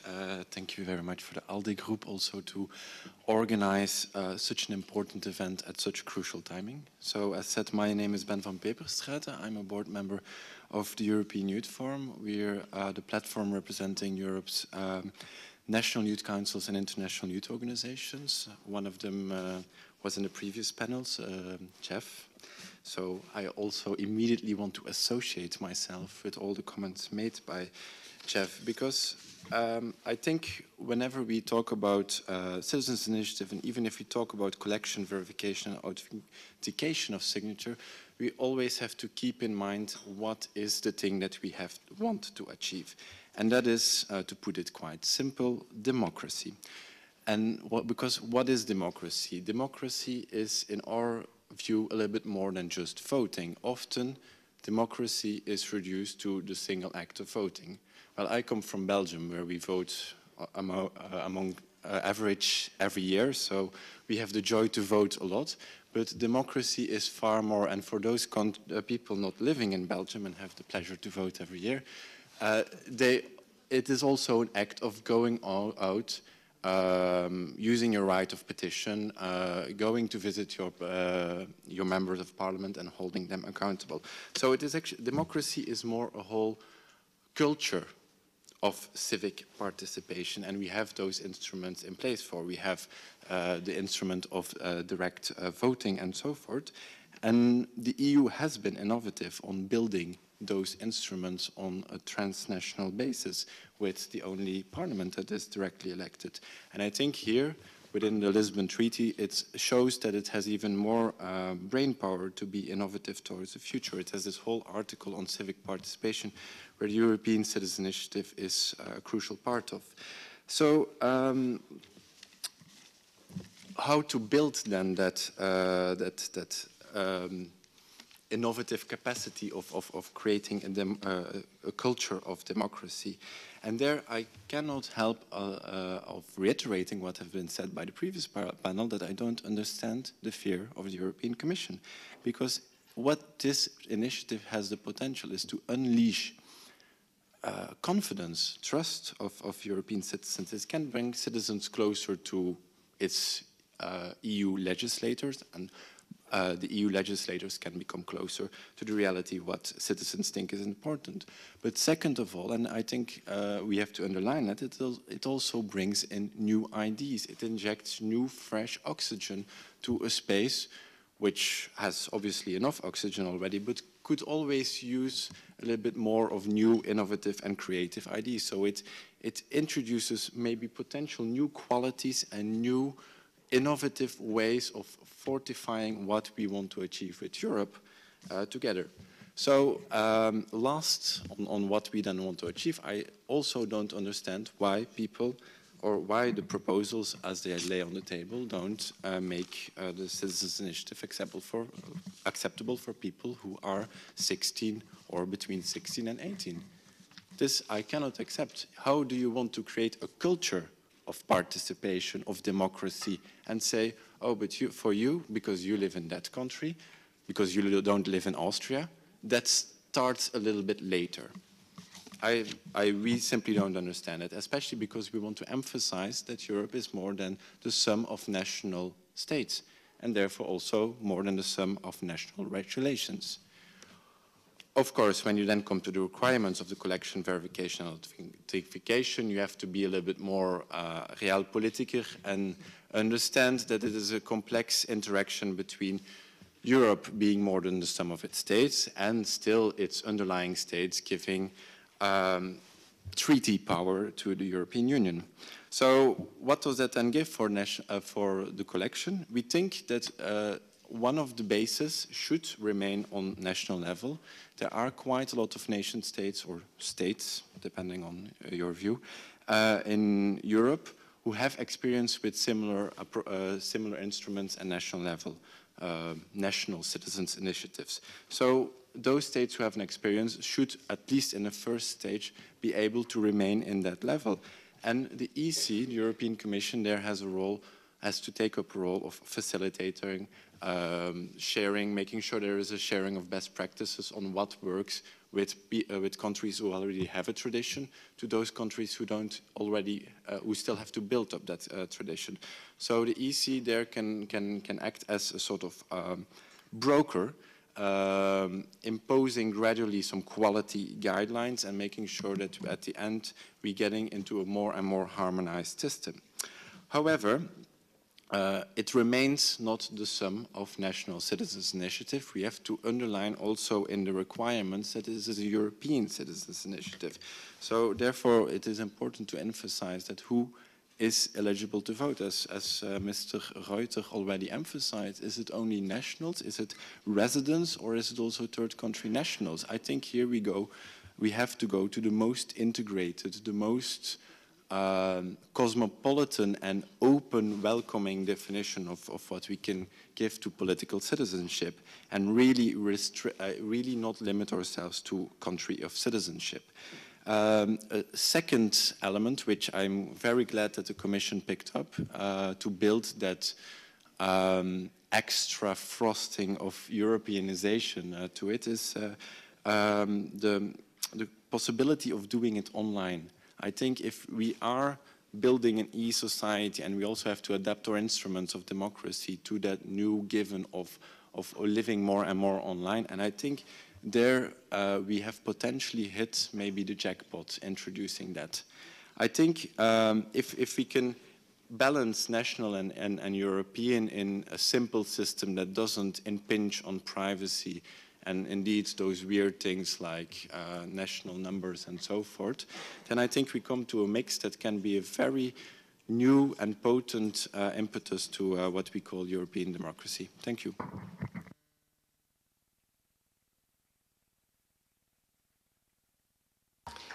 Thank you, Ben, for injecting what you called new oxygen into the debate. Our final speaker this morning on this roundtable is Peter Kaczynski, and Peter is a research fellow at the Centre for European Policy Studies. Peter. Thank you very much. Thank you for the invitation. I try not to echo what has been said, because it's very difficult not to do so, because there have been already some very good ideas floated around.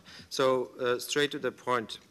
If after having read the Commission proposals, after having read the Council amendments, if I was to collect a citizens' initiative or organize one, I would not use that tool. It's pretty complex. And it's not about really law-changing reality. It's about a debate. It's about having an instrument forcing the Commission to act. So if we can force the Commission to act otherwise, why use the tool which is not usable? One element, for example, which prevents any debate is Article 12, which is about protection of data. If you are collecting European Citizens' Initiative, you are obliged to destroy also all the signatures, the statements of support within, well, the moment you submit it to the Commission. Well, these people who have signed it up, this million or more people, will not even get the communication produced by the Commission on the basis of the Citizens' Initiative. Where's the debate? Well, the Commission may live in its beautiful tower believing that everybody reads the communications of the European Commission, but that's not necessarily the case. So my urge here is to allow for this debate, allow for the interaction through the organizers of the Citizens' Initiative with the people who have signed up to those. And I would then underline also that it's crucial to keep the email as the tool of communication, the feedback, receiving the feedback from the institutions. This brings me to my general point on the follow-up. Follow-up on three levels. One, I mentioned already, the Article 12, and two other points. The feedback provided by the Commission and the feedback provided by the Parliament, because there's nothing on the Parliament in the draft proposal. And the Parliament's role is crucial here. Parliament is the institution that is interacting between the citizens and the European level. Parliament's responsibility is huge, therefore, and it's twofold. The first, it is to monitor the Commission. It is the Parliament that is supposed to be the body to oversee whatever the Commission does on that matter. Why? Because it is about forcing the Commission to act. The Commission doesn't need million signatures to undertake an initiative. The Commission just needs a brilliant idea to do it. So if it is not about having multiple support for an idea, it is about forcing the Commission to act. How can you force the Commission to act? And I understand the Commission was very generous in providing a list of minimum number of signatories for member states, but if you add them up, you end up with 550,000. So if I did collect 54,750 signatures from Italy and 4,500 from Luxembourg and have those signatures collected in all member states, minimal requirements, I will end up with 500,000 of signatures, short of Citizens' Initiative. So at the end of the day, it allows for a situation when there will be the minimal, whatever the minimal is, 20, 25, 33% of the member states with 4,500 signatures in Luxembourg or Malta, 6,000 in Slovenia. But at the end of the day, the million will be provided by one member state or two. and you will, and this what we will have as a European debate.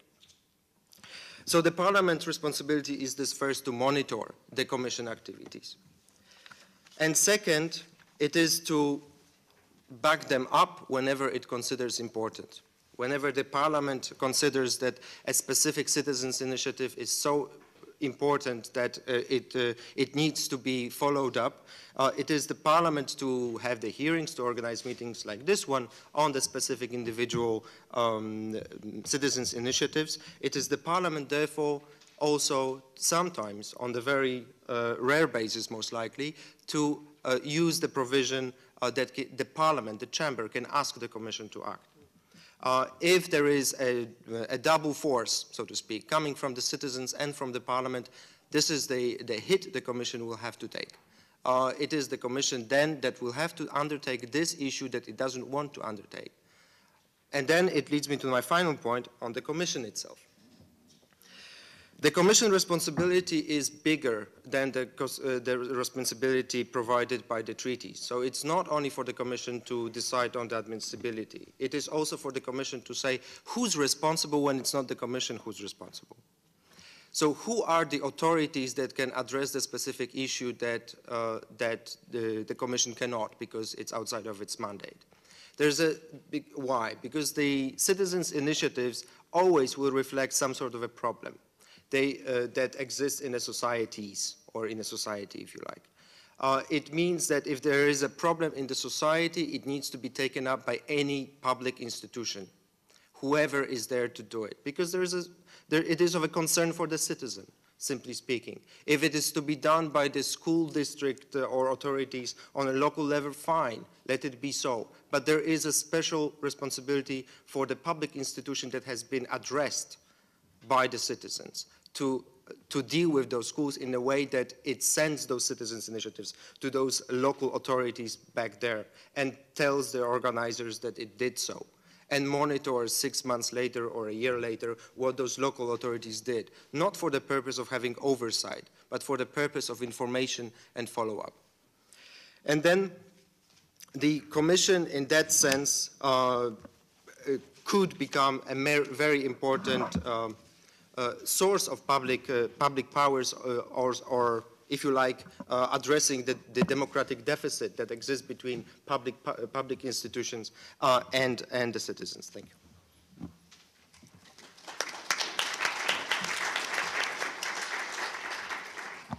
Thank you so much, Peter, and you certainly asked us a very interesting question at the end: who is responsible when it is not the Commission who is responsible? And hopefully we may get some answers to that before our session concludes this morning. That's the end of the second round of NGOs. I'm going to go straight into the third one because I want to keep to time. Once again, I'm very concerned that all of you get a chance to participate as the morning goes on. So I will ask the 4 participants for the third round table to come to the top platform, please. And thank you to those who have participated in this one. Bruno is President, Initiative and Referendum Institute, Europe. Bruno. I'm here. Thank you. Thank you very much. Initiative and Referendum Institute Europe has been participating in this discussion for many years. We have been assisting, monitoring and inputting the whole discussion for about 25 years. So it's very interesting to be here, and thank you for this invitation. I would like just to add a few thoughts, remarks and concerns to the discussion which have been made.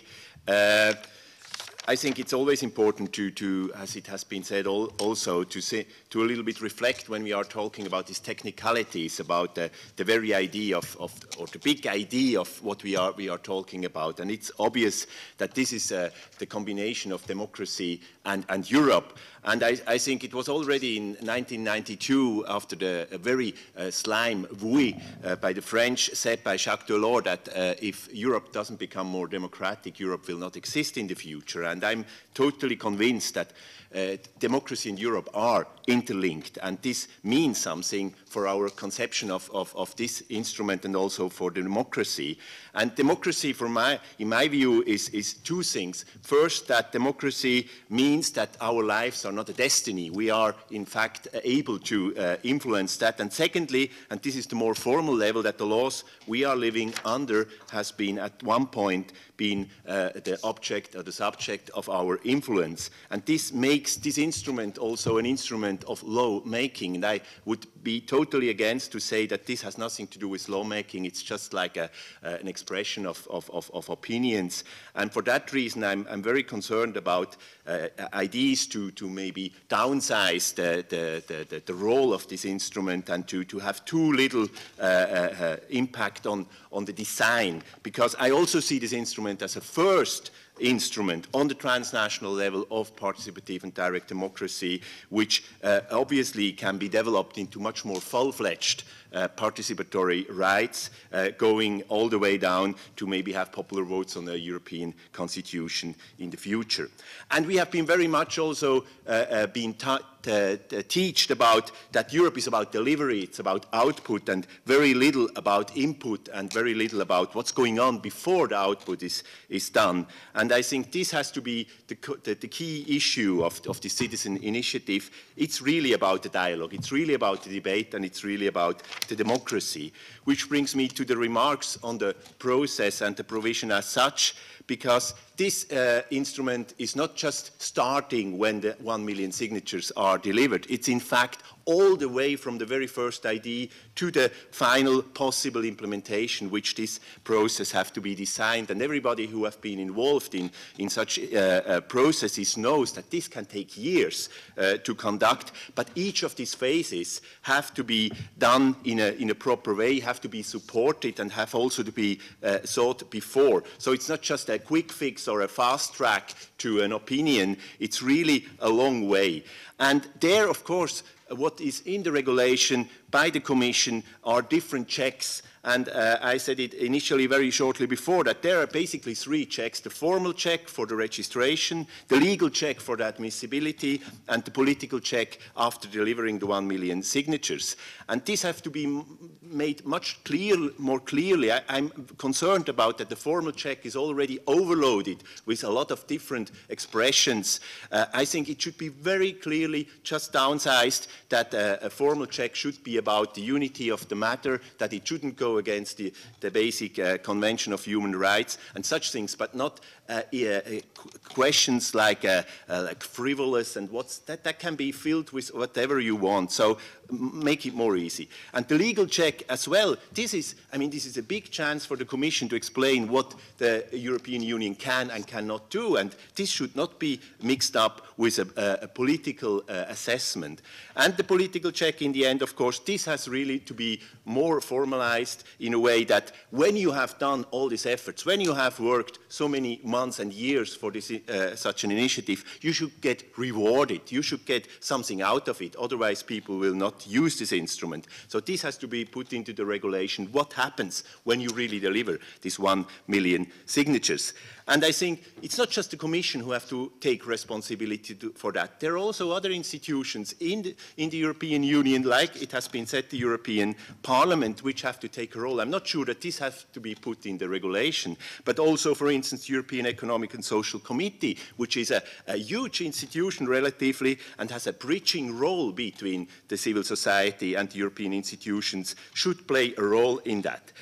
What I think is, when I heard the Commissioner talking about there should be good advice, there should be a lot of help, and then seeing that in the proposal there are 2 jobs being created for this whole setup of the European Citizen Initiative. I mean, just think about how many employees do the groups have, how many assistants do the MEP has, and then for this huge European Citizen Initiative there will be 2 people working in the Commission with that. I think this is a little bit ridiculous, I must say.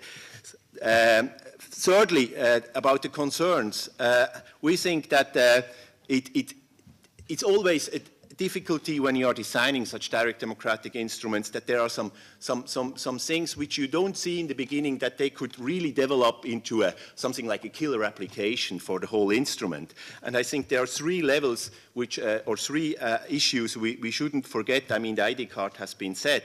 But, I mean, having member states verifying the signatures, we have heard it, some member states are requiring very extensive information, others less. But the problem is, of course, if the member states are not obliged to do its work in a proper way, in a short way, that could create a lot of problems for certain people in certain countries to be European citizens to sign it.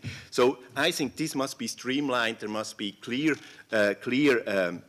guidelines for the member states how to verify that, and it couldn't, otherwise we will have a big problem about that. Secondly, everybody is in favor of e-gathering, of e-collecting, but in fact when you go out in the world and look around, there is no place all over the world where you have it. I'm totally in favor of it, we are in favor of it, but we have to be very concerned about not just the technicalities of this e-gathering and the legality, but also the legitimacy, because if we fail with that in the very beginning, this could be a very big problem. And thirdly, something which is maybe of less importance, but which is also seen as a very positive thing, but I think it's a problem. When you say transparency, you should say who is founding you in the beginning. I mean, if you make such an initiative, you may not know in the beginning which people will support you with money. So I think without having the right to get something, you should say which money will you have in the next 3 years. I think this is not a very necessary thing. So all in all, I think we have reached quite a long way. I'm very happy about the development, about the discussion,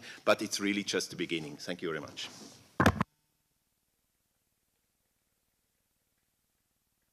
Thank you very much, Bruno. Our next contributor is Philippe, who is a permanent forum. Philippe, thank you. Est-ce que vous allez vous fâcher? Will you be upset if I speak French? I'm very sorry, but it allows me to express my ideas better. Now, our forum is something where we've been thinking about the ECIs for a long time. Today, we want to draw the Parliament's attention to the extremely important responsibility that now, during the preparatory process for this directive, this European law. Because we think that the Commission's project has two major faults. Now, the law we're talking about today hasn't been presented as a European law that is a result of our European citizenship. It just seems to be presented as a law that we are exercising under the authority of the European institutions. And the second danger is that too much space is given to the Commission's role and to the Member States. Let me illustrate this by various examples. These examples are taken from the draft legislation. The European Parliament must remember the mistake was made in 1979.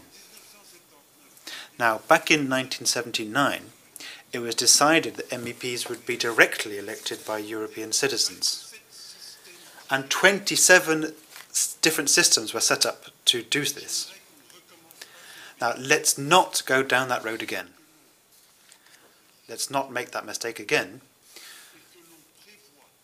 We, at the Forum, call upon the European institutions to come up with a system for exercising this right, which are exactly the same in all 27 member states. This will make this right very clearly a right of European citizenship. Now, for example, the question of age, whether it's 16 or 18 or 21, I prefer 16 personally, but I'll leave the MEPs decide on that. but has to be the same age in every state, in every country, no matter what objections are brought forward. And please, MEPs, please resist pressure from member states in this area. You are our representatives, after all. So please defend this right given to your voters. So please resist pressure from member states, which they're bound to bring to bear upon you. For example, the question of recording and collecting signatures. I think the member states have been given far too much say in that. Because why should the European Union have a list of its own citizens?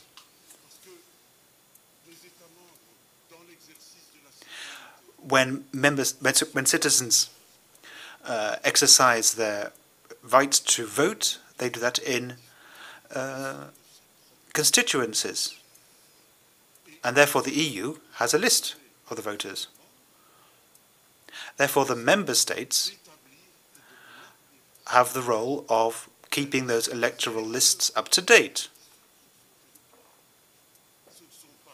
Now, that isn't the same as the list of national citizens. It's the list of European voters who live in a particular country. So the European Union should be able to manage to have that list. And therefore, it's not up to the member states to control that list or check that list.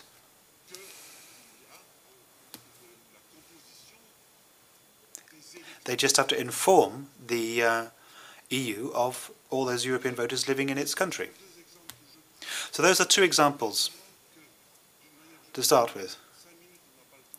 Unfortunately, in 5 minutes, I can't really go through all this draft legislation, but I do call upon members of the European Parliament to ensure that this right can be exercised and understood as being a European right.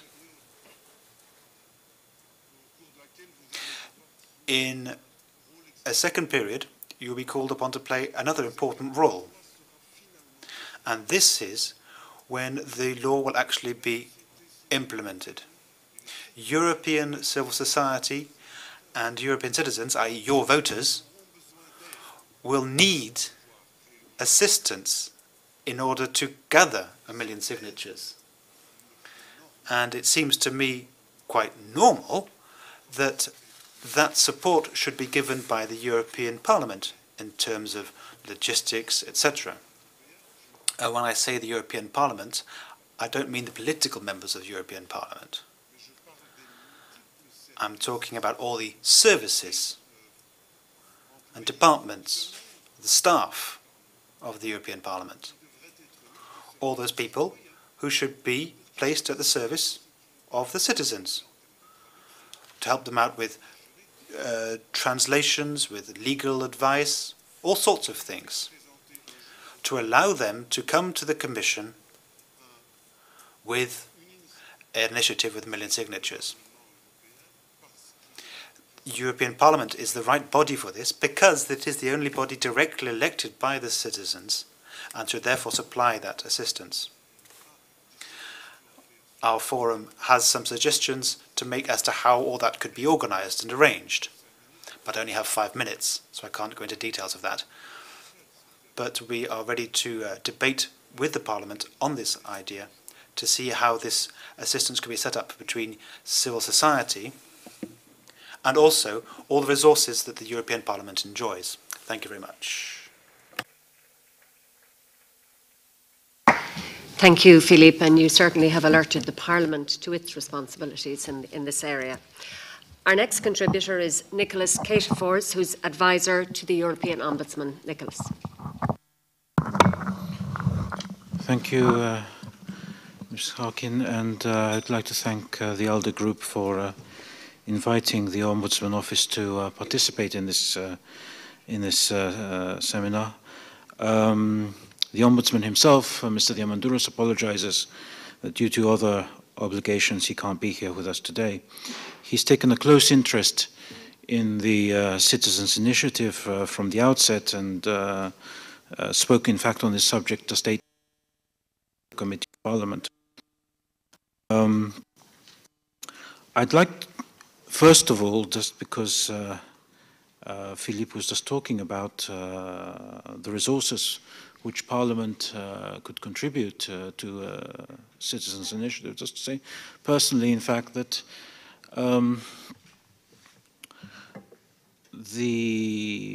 once the Commission has registered an initiative and in fact decided that it is admissible, then surely the administrative resources of both the Commission and the Parliament could be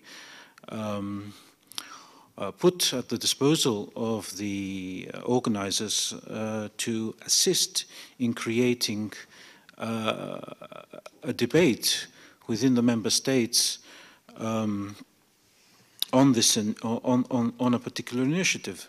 The Parliament and the Commission have offices in all the member states, and these offices could indeed be used to create, for example, open fora which could assist in creating a public debate and giving publicity to an initiative. That's just my personal opinion, but I think there are a lot of resources available which could help. In terms of the contribution of the Ombudsman Office, I'd like to say one thing and take up what the Commissioner had said right at the beginning, that in case the Commission takes a particular decision on admissibility or on registration of an initiative, there can be appeal to the court. That is true. There can also be appeal to the Ombudsman. Article 228 of the treaty gives the Ombudsman the obligation to control Commission decisions. So citizens do actually have alternatives, alternative recourses to appeal a decision, and it's probably the case that this should be made transparent and clear, and that the citizens should be properly informed about the recourses to appeal a Commission decision. By analogy, Regulation 1049 on access to documents has an article which explicitly states what recourses, what appeal citizens can make to an administrative decision on access to documents held by the EU institutions. Mrs. Wallis knows all about that. But it doesn't actually, it's not the fact that it's in a particular article in 1049 that gives the citizens that right of appeal. That right of appeal exists from the treaties. Article 10, it didn't have to be written into the regulation. But writing it into the regulation means that there is clarity of information, transparency about how what recourses citizens have. The Ombudsman involved himself in the public consultation for the Citizens' Initiative, basically to try and anticipate aspects of the Commission's future role that might indeed lead to complaints to the Ombudsman. So in other words, to be proactive about how good administrative practice in the Commission could help ensure the success of this initiative. And we believe that it is extremely important that the Citizens' Initiative makes a contribution to the empowerment of European citizens. To briefly, very briefly, mention one aspect which is the subject of this particular roundtable, the admissibility of an initiative should, in our view, be dealt with as a matter of law. It would not be, for example, within the powers of the Commission to propose legislation that would breach the fundamental rights as set out in the Charter or in the case law of the Court. So an initiative requesting such legislation would violate fundamental rights and would just be inadmissible from the start. Nevertheless, citizens could have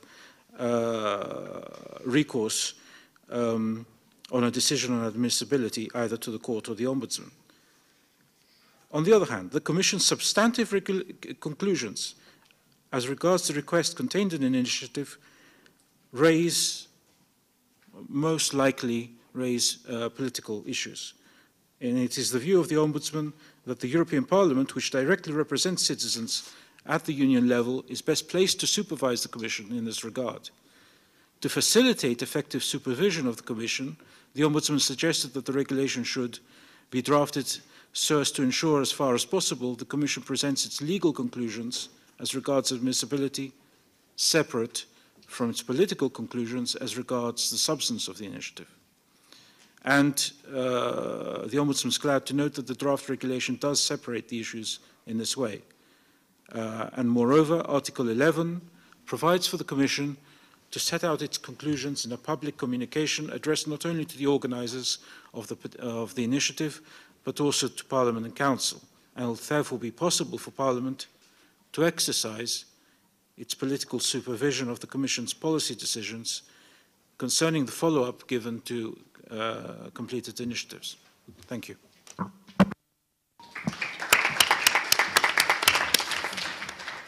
Thank you very much, Nicholas, and you certainly have clarified for us the role of the Ombudsman, and I'm sure there may be some questions to you on this afterwards. We now come to the final speaker on the third round table. Mario, you have another go, so we'll leave it to you.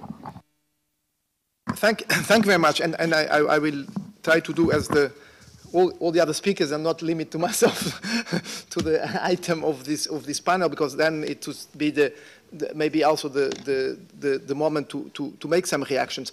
And something I would like to make clear is there is no fear about the citizens' initiative from the Commission side, as some participants might believe. The Commission is thoroughly convinced that it is a wonderful opportunity to boast in the European debate, and the European debate and the contribution for the creation of a real European public debate. And this is also why we are insisting in some fixtures, as for instance, participation of citizens from different member states and so on and so on. But there is no fear.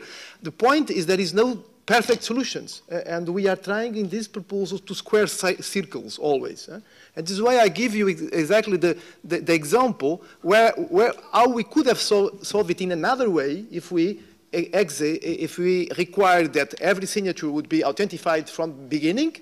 Then you could only have a name, no other data provided, no needed. But then there will have another difficulty, which be that at the collection time it would be very burden.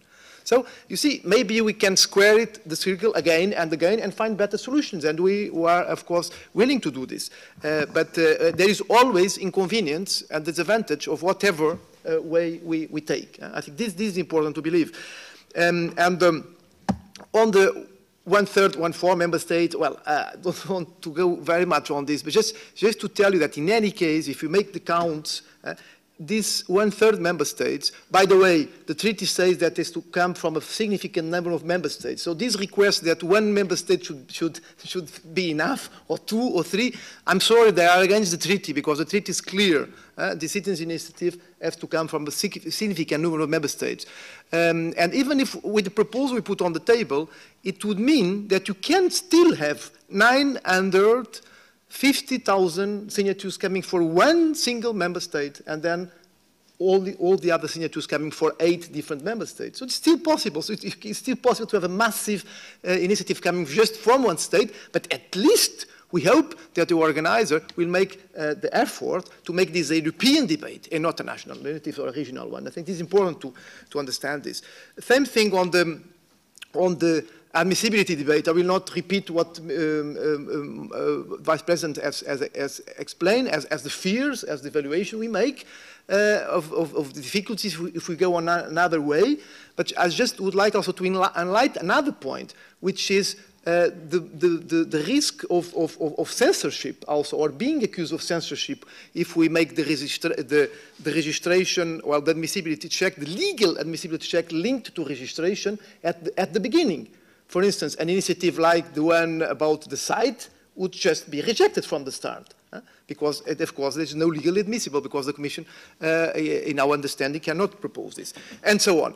And so this is another risk when we do it from the beginning and risk to registration. And another way, it would be to prevent the debate that maybe would be interesting to have, but then we are preventing it, and we might be accused for censorship. So this is another, but again, there is no perfect solutions, and every different solution entails different difficulties. We tried to leave, if you like, room also for practice. We didn't thought that we should go in too much detail on the regulation. For instance, of course, the Commission is there to help the organizers. There will be, of course, a dialogue with the organizers at the time of registration and so on. We don't think we needed to write all this now. There is no regulation saying that the Commission has to answer to people when the people write to the Commission, and of course we are doing it, and we have a code of conduct, and we are doing it in all the language, and so on and so on. So we don't need to fix everything in the regulation. A lot of things is practice, and is, of course, just good management as good administration. And the Ombudsman would be looking at the way the Commission would deal with this, and the National Ombudsman would be looking the way the national authorities will deal with this at the time of verification, and so on, and so on. So on the at the end of the day, we will have 1 million of signatures with all these certificates from the member states, and the Commission will receive this. So what would happen there? I'd like just to comfort Bruno that there will be not only 2 people looking at this in the Commission.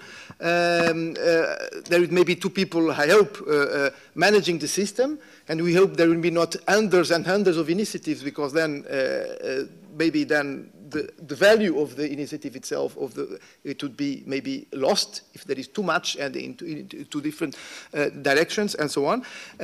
So there will be some people managing the system, but of course, then there is a collective answer and a collective analysis from the Commission services. If a proposal on the substance is asking something on the environment field, of course, this would be then dealt by the colleagues dealing with the environment, the Commissioner in part, which is responsible for that. Then there will be an inter-service consultation as ever. And then at the end of the day, the Commission would take a decision, well, in form of a communication, but it would be a Commission decision where the Commission would explain what is going to do. And could be, yes, it's a very good idea, we are going to propose it.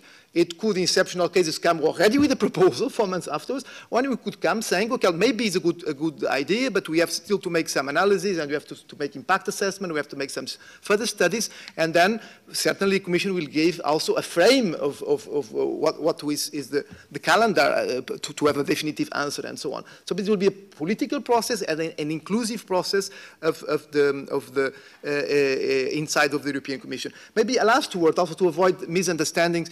When I see some feelings from people saying, well, with these vague wordings in the check at the time of the registration, the Commission could abuse and not register things that, well, it was one of your comments, and others saying, well, what is this about seriousness and so on?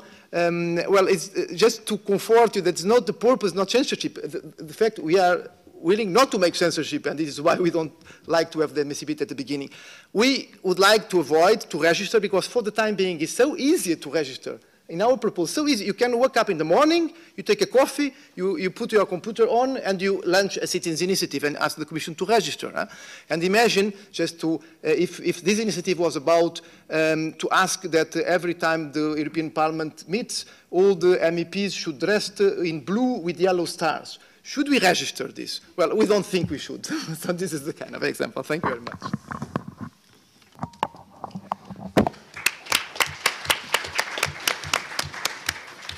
I see you left the tough question until last. Anyway, thank you to the participants for our third round table. And again, I really appreciate all of the participants. You've stayed with your time, and we still have plenty of opportunity for the citizens to participate.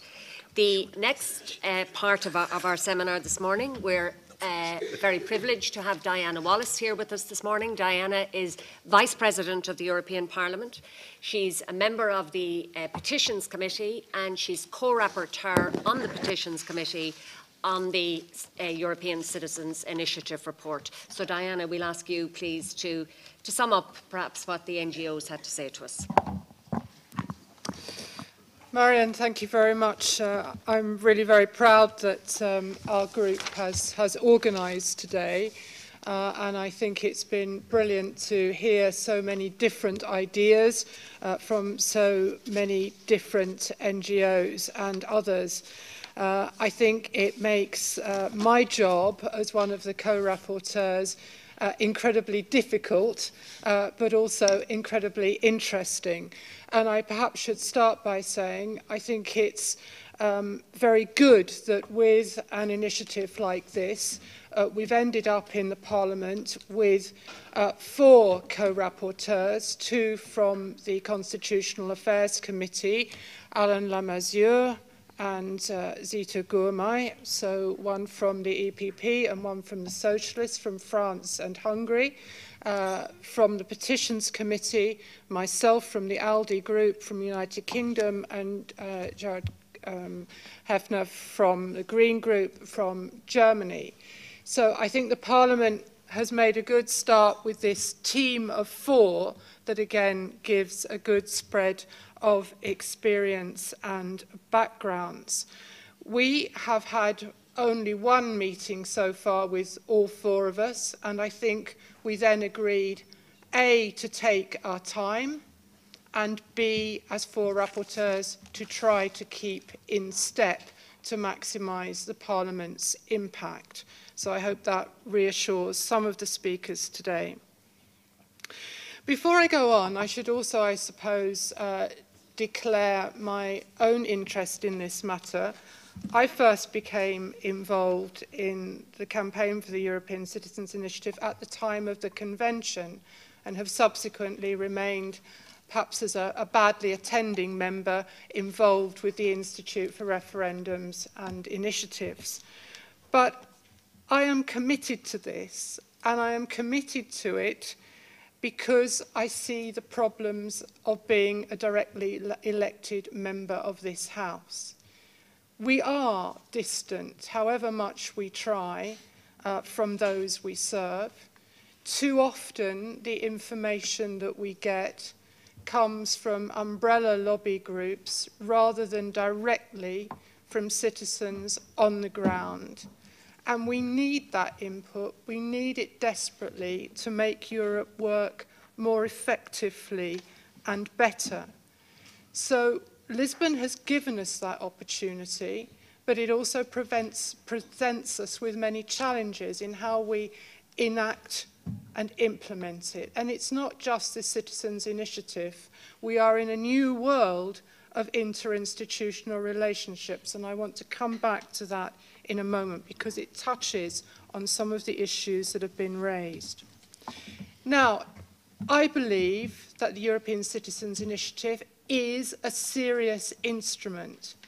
And if it is a serious instrument, it demands 2 things. Yes, it should be safe and simple, but of course there will be serious criteria to reach to get to the end result. And again, if it is serious, it demands and it deserves absolutely serious follow-up from the Commission. So the 2 things go together. If you have a serious system or methodology for arriving there, that deserves a serious answer. Now, for my part, and this is a personal remark, I would prefer to see things as open as possible. I personally would like to see people from the age of 16 able to sign. I would like to see European residents able to sign. The reason I say that is because of our experience as a parliament with the petitions system. That is all we require for petitions. People can do it online. Obviously, we require that people the 16 doesn't apply, but it's much more open. So why should we be fearful in terms of the initiative? I don't think we have anything to be fearful of in opening this process up, and I certainly agree with those that have said we should take the age limit down to 16 if we are serious about communicating with Europe. Now, of course, we've talked about how do we check, you know, what's going to be admissible, what's not, formal, legal, political checks. Again, my own view, let's keep it simple. Of course there has to be a human rights check. That's absolutely paramount.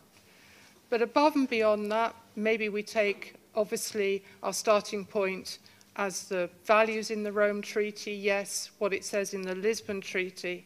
But beyond that, where it gets more fuzzy, we have this idea in English law that you can't accept things that are vexatious and frivolous. But how do you actually determine that? Maybe it's Mario's MEPs in blue and yellow stars, I don't know. But, you know, it's going to be a difficult one sometimes. I also think it would be interesting to pay a great deal of attention to the form for registration. In other areas of European regulations that I know well, we've annexed forms to the actual regulation. Now, I believe the form should be simple, but the form also needs within itself to provide help to citizens, and it needs in a way to be self-translating. So I think the form could assist us, and it could, if we think carefully about the form of registration, help us see how the system will work. I also truthfully believe that the Commission will need more staff to deal with this, that we should somehow or other involve the Commission offices in the Member States and possibly the Parliament offices. But now let me say something about the Member States. We heard a plea for the Parliament to stand up and say, you know, we should know who Europe's citizens are, this should be European, etc., etc. Of course, in my heart, I have a huge amount of sympathy with that. But also, we are in Europe where we are. We have the Lisbon Treaty and not a constitution. We now have a mix that does give, in some ways, almost slightly more power to the member states. And therefore, we have to involve them, because Europe is about all three institutions being involved and working together: Parliament, Commission, and member states. Therefore, I think it will be absolutely good if the member states do have some stake in this procedure, but of course not to inhibit it or complicate it. But they do need to be involved, and I think that should be positive. Likewise, in the same way that Lisbon involves national parliaments, maybe they and some of their petitions committees could help encourage at a member state level some of the initiatives. We shouldn't ignore the forces that are now there through the Treaty of Lisbon to make sure that we all work better together rather than pitting institutions against one another to make Europe work. And the Parliament. What can the Parliament bring? Again, I believe that the Parliament should be able to bring something through perhaps the Petitions Committee, but again, it should not be in any way an inhibiting factor. It has to be a role that helps the Parliament be an advocate on behalf of certain initiatives, if that is appropriate. Perhaps provide an early possibility for a parliamentary hearing, maybe in the Petitions Committee, so that maybe the Parliament has the possibility to put forward its own initiative at the same time, in the same terms, as the Citizens' Initiative, so that Commission is indeed confronted with a double whammy. And that would be fairly convincing, elected representatives together with citizens. But it's not clear to me at this stage whether some of this needs to be in the regulation, but it does need to be there as a possibility.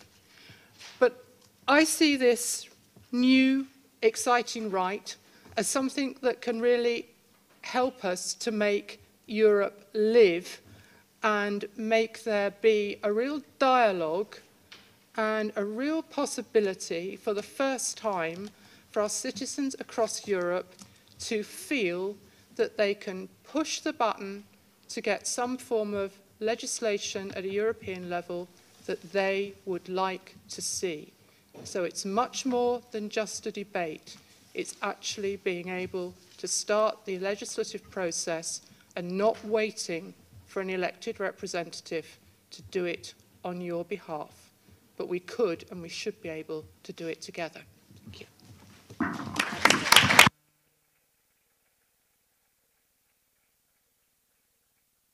Thank you very much, Diana, for fascinating insights. And it's really interesting listening to the debate this morning. Each of the contributors has brought their own to the debate. And I think that's what makes this just such an interesting seminar this morning. And I'm looking forward to more of that now, because you, the audience, the citizens, now have an opportunity to participate, either to make a comment, to ask a question of someone. I think most of our panel members are still with us. You can direct it to a specific person if you like, or equally you can just direct general questions, and I'll ask panel members to address your questions. So the floor is open to you. Hello, Xavier Toit. You mentioned one thing about usability. All of you agree it has to be as usable as possible. However, some of you mentioned having the Commission website handling the registration, and without making any stupid joke, maybe that's not the best approach, or having authenticated, certified software. And my experience, we created campaign. Every month you've got a new idea to stop spammers, to authentify better, to do something better. If you go the road of having one central website, how are you going to contact them back? If you have one certified solution, how are you going to implement a new way of integrating Twitter, Facebook, and so on? I think that each initiative has to be managed, or the possibility to be managed separately. And the Commission has a very important input about what's the right way of doing that, what's the way of certifying, what's the way of authenticating, but keep the campaigners manage their own website. Thanks. Thank you. Would any of our panel like to respond to that?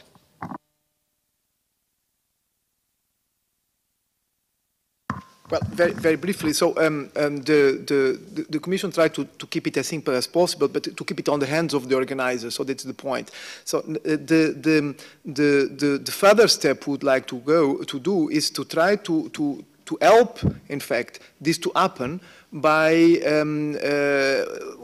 seeing what is the possibility to effectively create some tools, informatic tools, which could then already be used by any organizer to create their own website for the e-gathering. So this is something which is, well, is now recited in the proposal from the Council.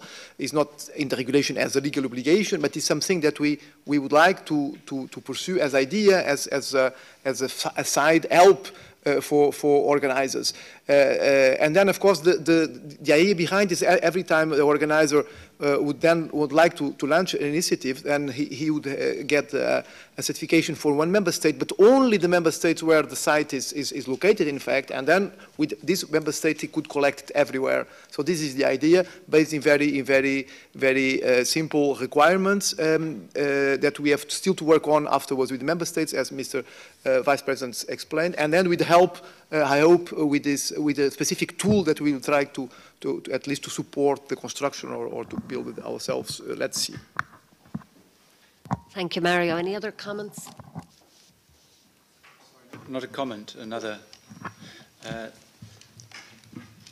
To add on to the words with which Mrs. Wallis finished, calling on us as civil society and citizens to act, and then the role of Parliament to help and facilitate this, I just wanted to inform you and also to share with you where we believe the biggest role is for you and for us.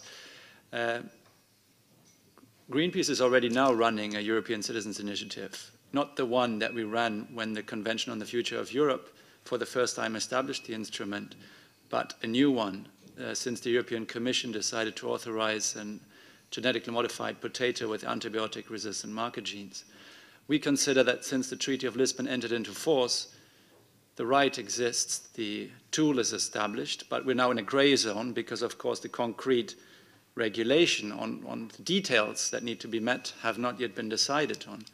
So the way we proceed in this time when the treaty establishes it, but the institutions have yet not worked out the details, is that we've looked at the spirit of the treaty, and we have taken some of the elements from the Commission proposal. So we aim to meet the requirement of 1/3 of member states, even if we believe that the threshold should eventually be lower. We're also looking at something that is not just somebody's email address, but something that provides sufficient data that spot checks could be done to verify that the million that we will hopefully reach this year is not made up of 50% fakes, but it can actually be checked. But we don't go as far as going passport numbers, etc., because we hope that in the process that will still be rectified and simplified by the institutions.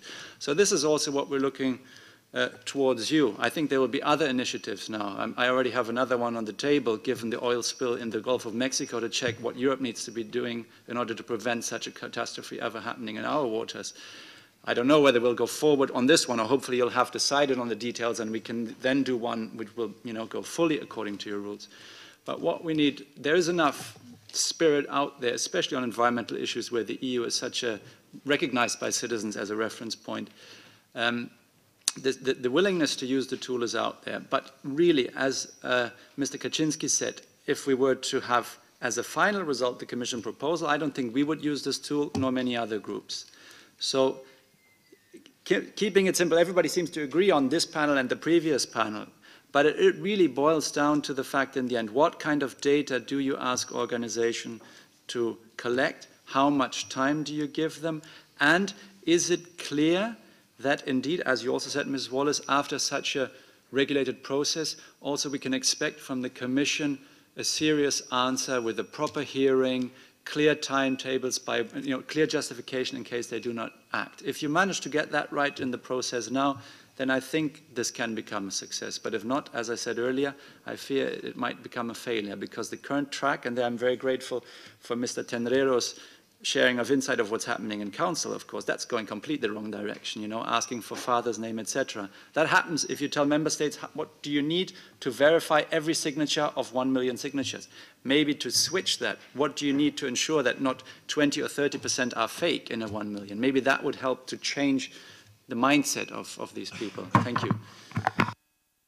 Thank you very much. I'll just go back to the original questioner here, if you're happy with that response, or is there anything you would like to add to that? Okay. Thank you. Does anybody else on the panel wish to respond to the last comment or to the question? Okay, we'll take this gentleman down here and then the lady beside him. Yes? Yes. Thank you. My name is Andreas Bies. I'm Andreas Biesens. I represent the Alliance Eliant.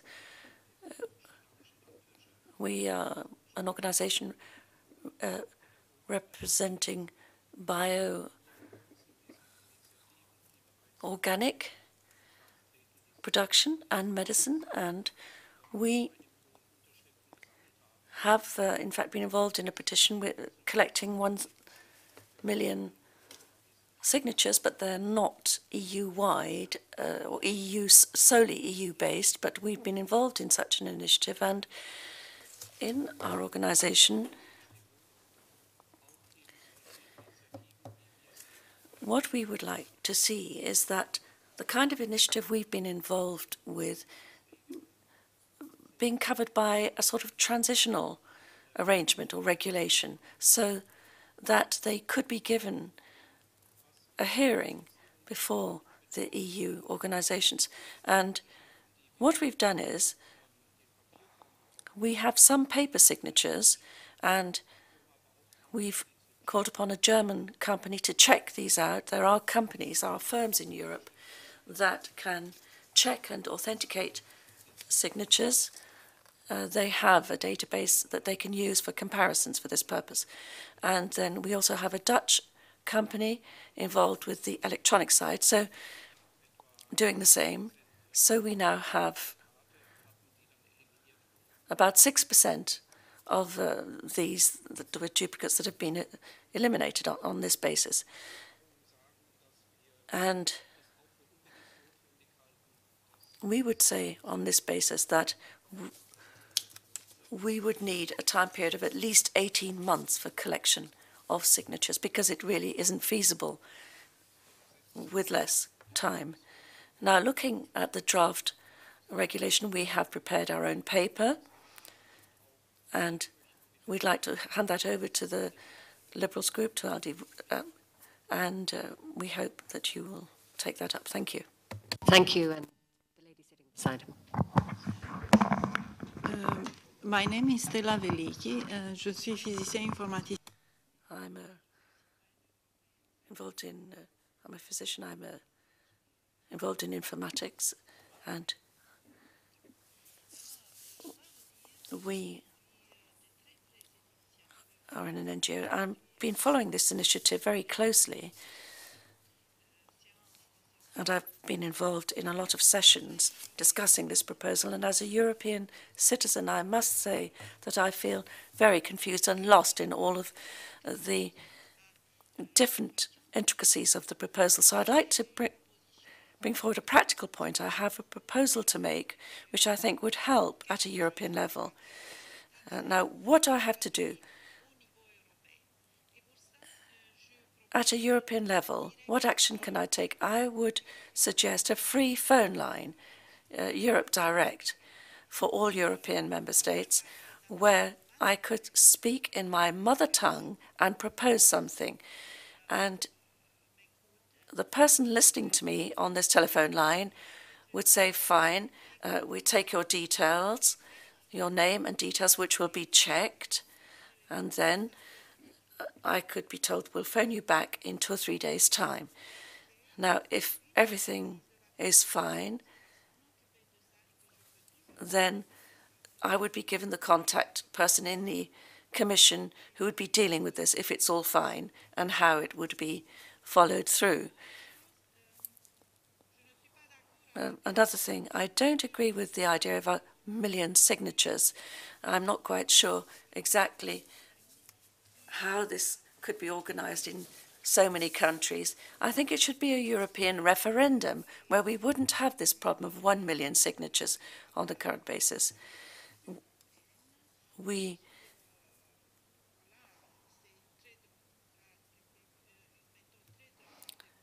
could use this. It's a very democratic method, taking the referendum basis, and once the proposal has been admitted and it's then going through a process, I would be interested in having a public debate with somebody from the Parliament, somebody from the Ombudsman, the Commission, explaining to me, the public, very clearly what is happening with my proposal, why it's been taken up, why it's been pursued, why not, and what's happening with this proposal in the future. So what happens then if the proposal is admitted, the submission,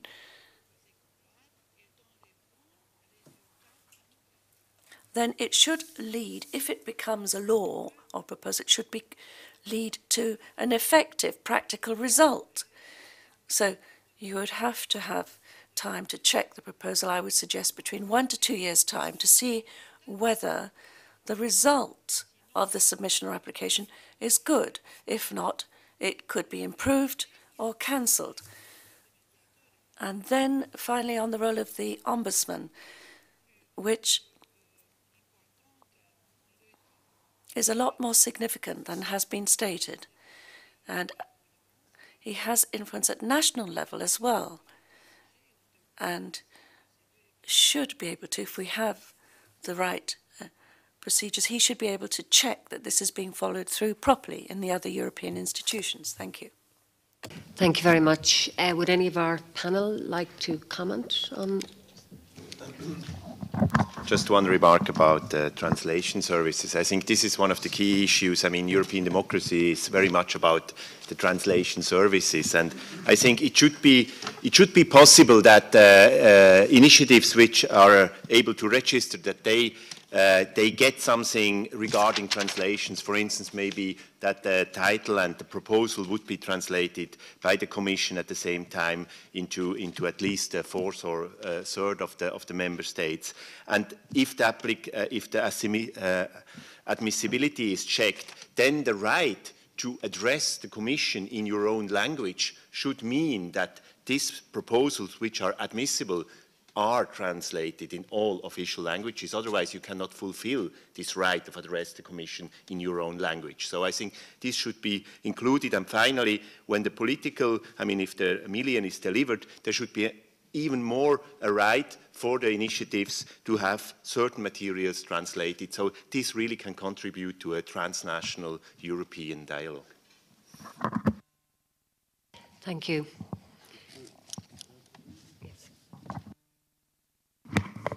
Oui, je voudrais... Yes, I'd like the lady who has just spoken before Bruno to tell us whether the proposal she's talking about is one that has come from herself as an individual, or whether it is submitted on behalf of many other people, and it could have a wider base in Europe. I didn't quite follow that. If we're talking about a proposal that she just came up with as an individual or as a small group of people, then their own MEP would probably be the first person to contact and to say, well, look, we've got this idea, what do you think of it? Well, we're talking about two proposals here. One relates to a very important method for finding work for people who are unemployed, and it would be a system that could be used throughout Europe and would be very good. And I've lived in several European countries, so I'm well aware of this. The second proposal at a national level relates to my country, but is something that would not apply in Germany or Sweden or Finland or such like. And with regards to the proposal, it's very important to me and I'd like to put it forward. But how? That's the question. And I can assure you that quite often people coming forward with applications would come from their own idea that are of interest to individuals. Thank you. Any further questions or comments? Yes. I have a question related to the ID card numbers. I know the European Data Protection Supervisor said that the ID card numbers were not necessary to be collected, and I was wondering what was your reaction to that? Thank you. Any of our panel like to? Yes. I mean, I've already said I don't think you can use ID card numbers because then certain countries don't have them anyway. So I don't see how that helps you. I really think a name and address, if people wish to disclose it, an email, so that there is the possibility for a dialogue if they agree. Birthday, I don't know. I mean, that seems okay, but I'm a bit uncomfortable with that. I would have thought name and address.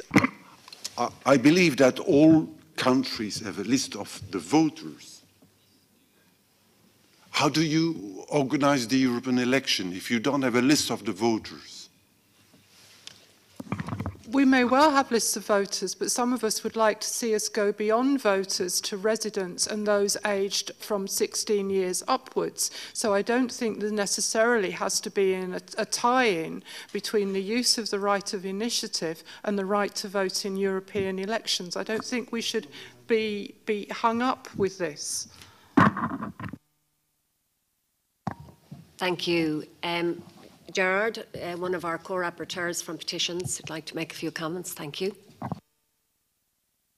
Ja, nur ebenfalls ein kurzer Yes, just very briefly a comment on this question. Jean is quite right.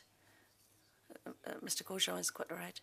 Of course, we all have electoral rolls, but we also have registration at local level, and normally you don't ever ask for an ID number.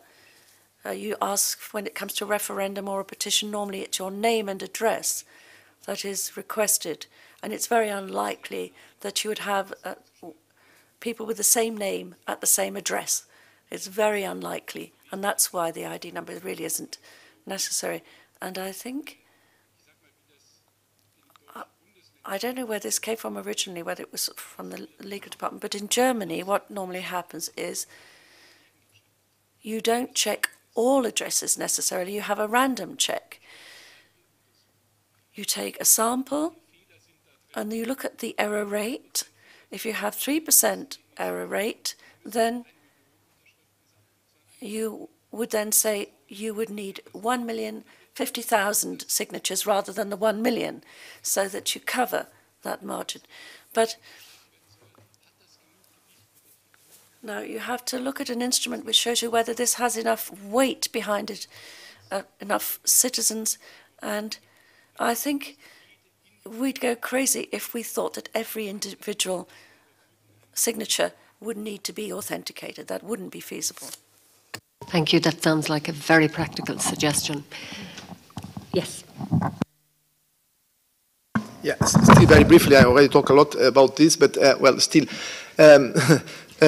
we are not willing to push citizens to give all this data. So the point, I think, is very clear for us. If we can fix it in a way which would be simple and so on, the Commission would be very happy. So I think this is the first. The point is that, of course, we are connected with Member States, and for the time being, this is what they told us, that they need data from a document. Now, if this would mean that people will not sign, then it makes a problem, of course. But we don't know if this means people don't sign. And what is more sensitive, for instance, is the address, the real address with the name of the street and the number, which now in the proposal of the Council is also mandatory. It was not in the Commission proposal.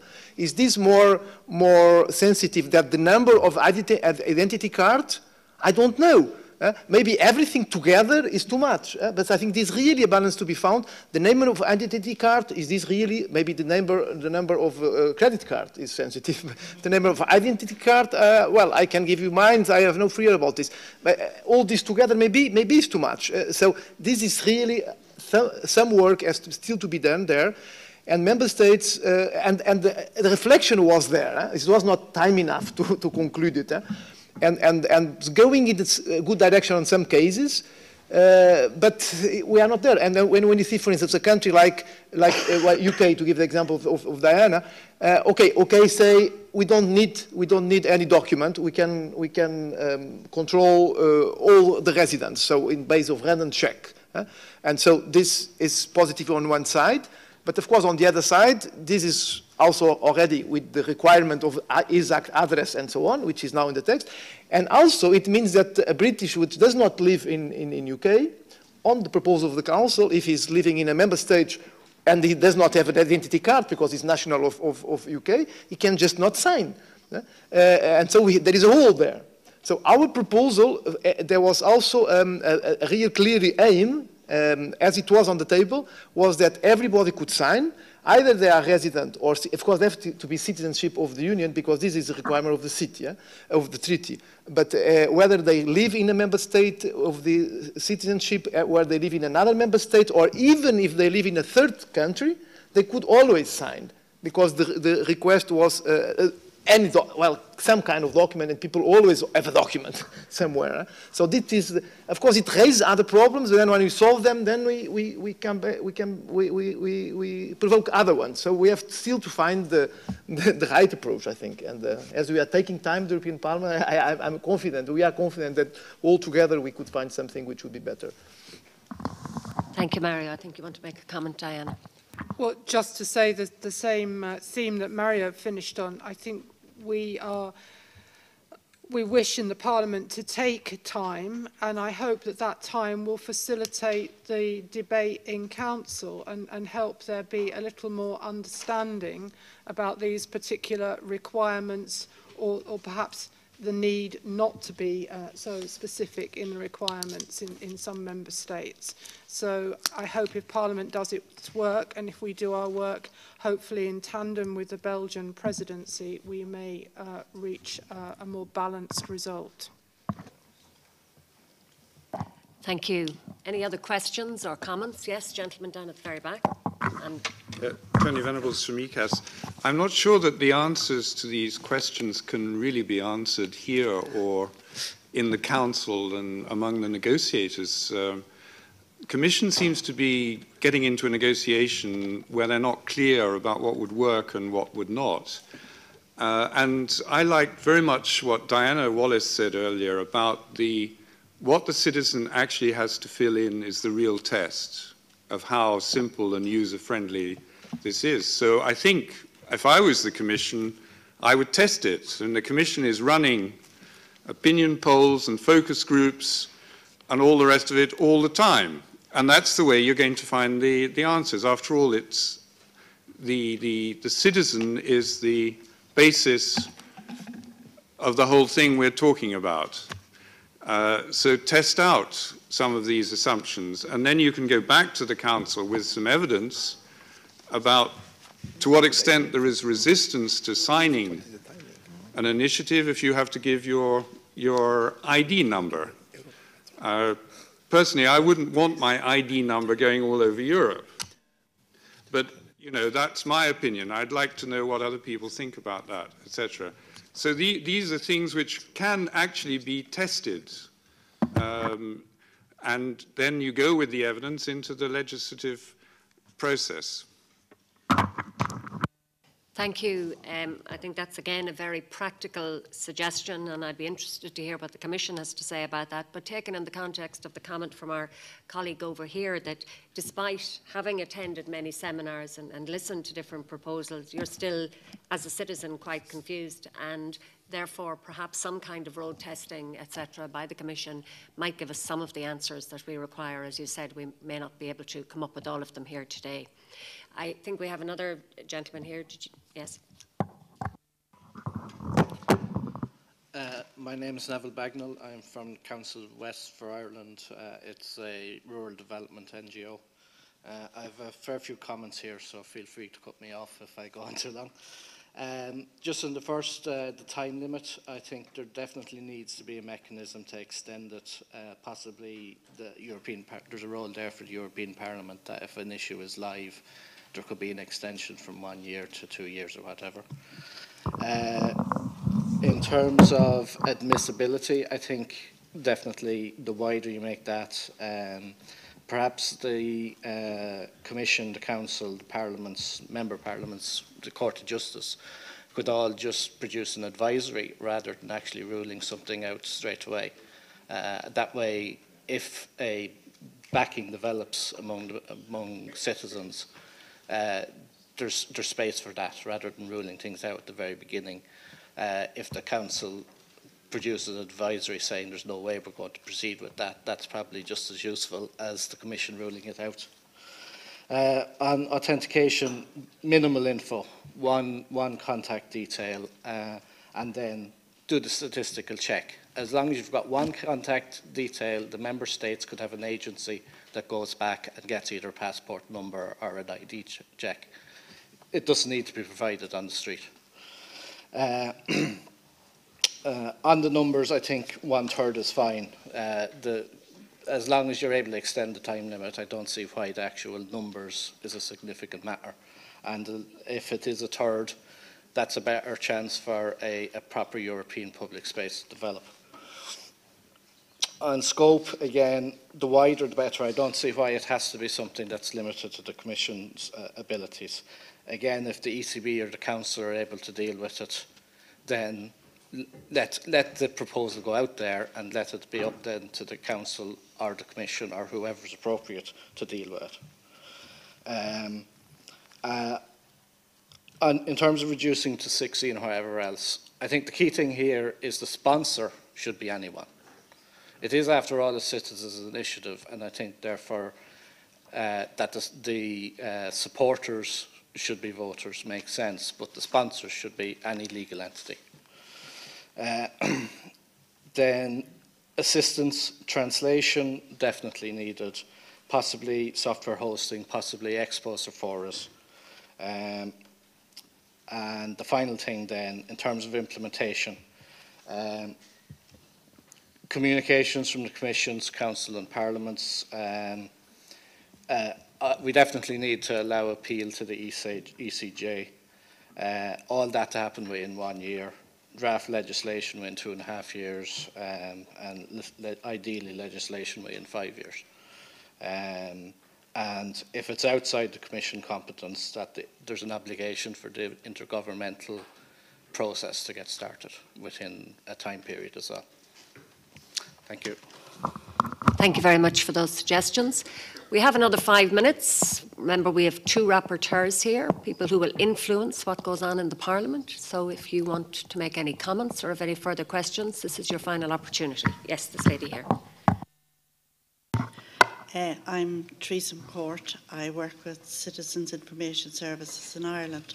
I was very interested in all the comments made this morning, and I certainly, first of all, would like to say that I agree with just a name and address. I think that is sufficient. I wouldn't go beyond that at all. I was very interested too in what Diana talked about there when she was talking about connecting with citizens and engaging with citizens, and I think that's very important. But I think we have to engage with citizens at a very local level, because people don't, the larger NGOs are very familiar with all of the workings of the Parliament, but there are people on the ground that really to this day will ask you, what's it all about? What does an MEP do? And I think it's very important to get down to that level. So how do you get down there? And I think perhaps work with some of the organisations that are working at local level. Somebody mentioned schools there. That's one organisation. Credit unions are another. You know, there are organisations that work very, very locally with people. And somebody said one time, it takes a village to rear a child, and it takes a village to inform a village. So it's really getting down to that level. I think 16 is okay. I think, you know, that's the age we should go with as well. And I think use both electronic and other methods of getting the opinions of people. Okay, thank you. Very much. Yes, gentleman here. Yes, hello. I represent Belgian think tank Libera. I have a question for Mr. Tenreiro, a very short one. When does he expect that we will know exactly that if a European Citizens Initiative is successful, when will we know exactly what is being done with the results? And I would also like to ask Ms. Wallis, since we are here in a hearing hosted by ALDE, what's the position on ALDE? What should happen once the European initiative has reached the 1 million, has reached the goal? What kind of action could and should be taken? Your first question was to? Yes. Well, I don't know if I really get the sense of the question, but well, successful, normally we say successful if you gather 1 million in the time frame, whatever time frame at the end would be. Of course, you can already talk about successful if to a certain extent it has been registered, so it's the first step, and then admissibility and so on, but a real successful one, which in fact only exists when you have 1 million. It's only there we really can talk about real citizens' initiative, because it's what the treaty says.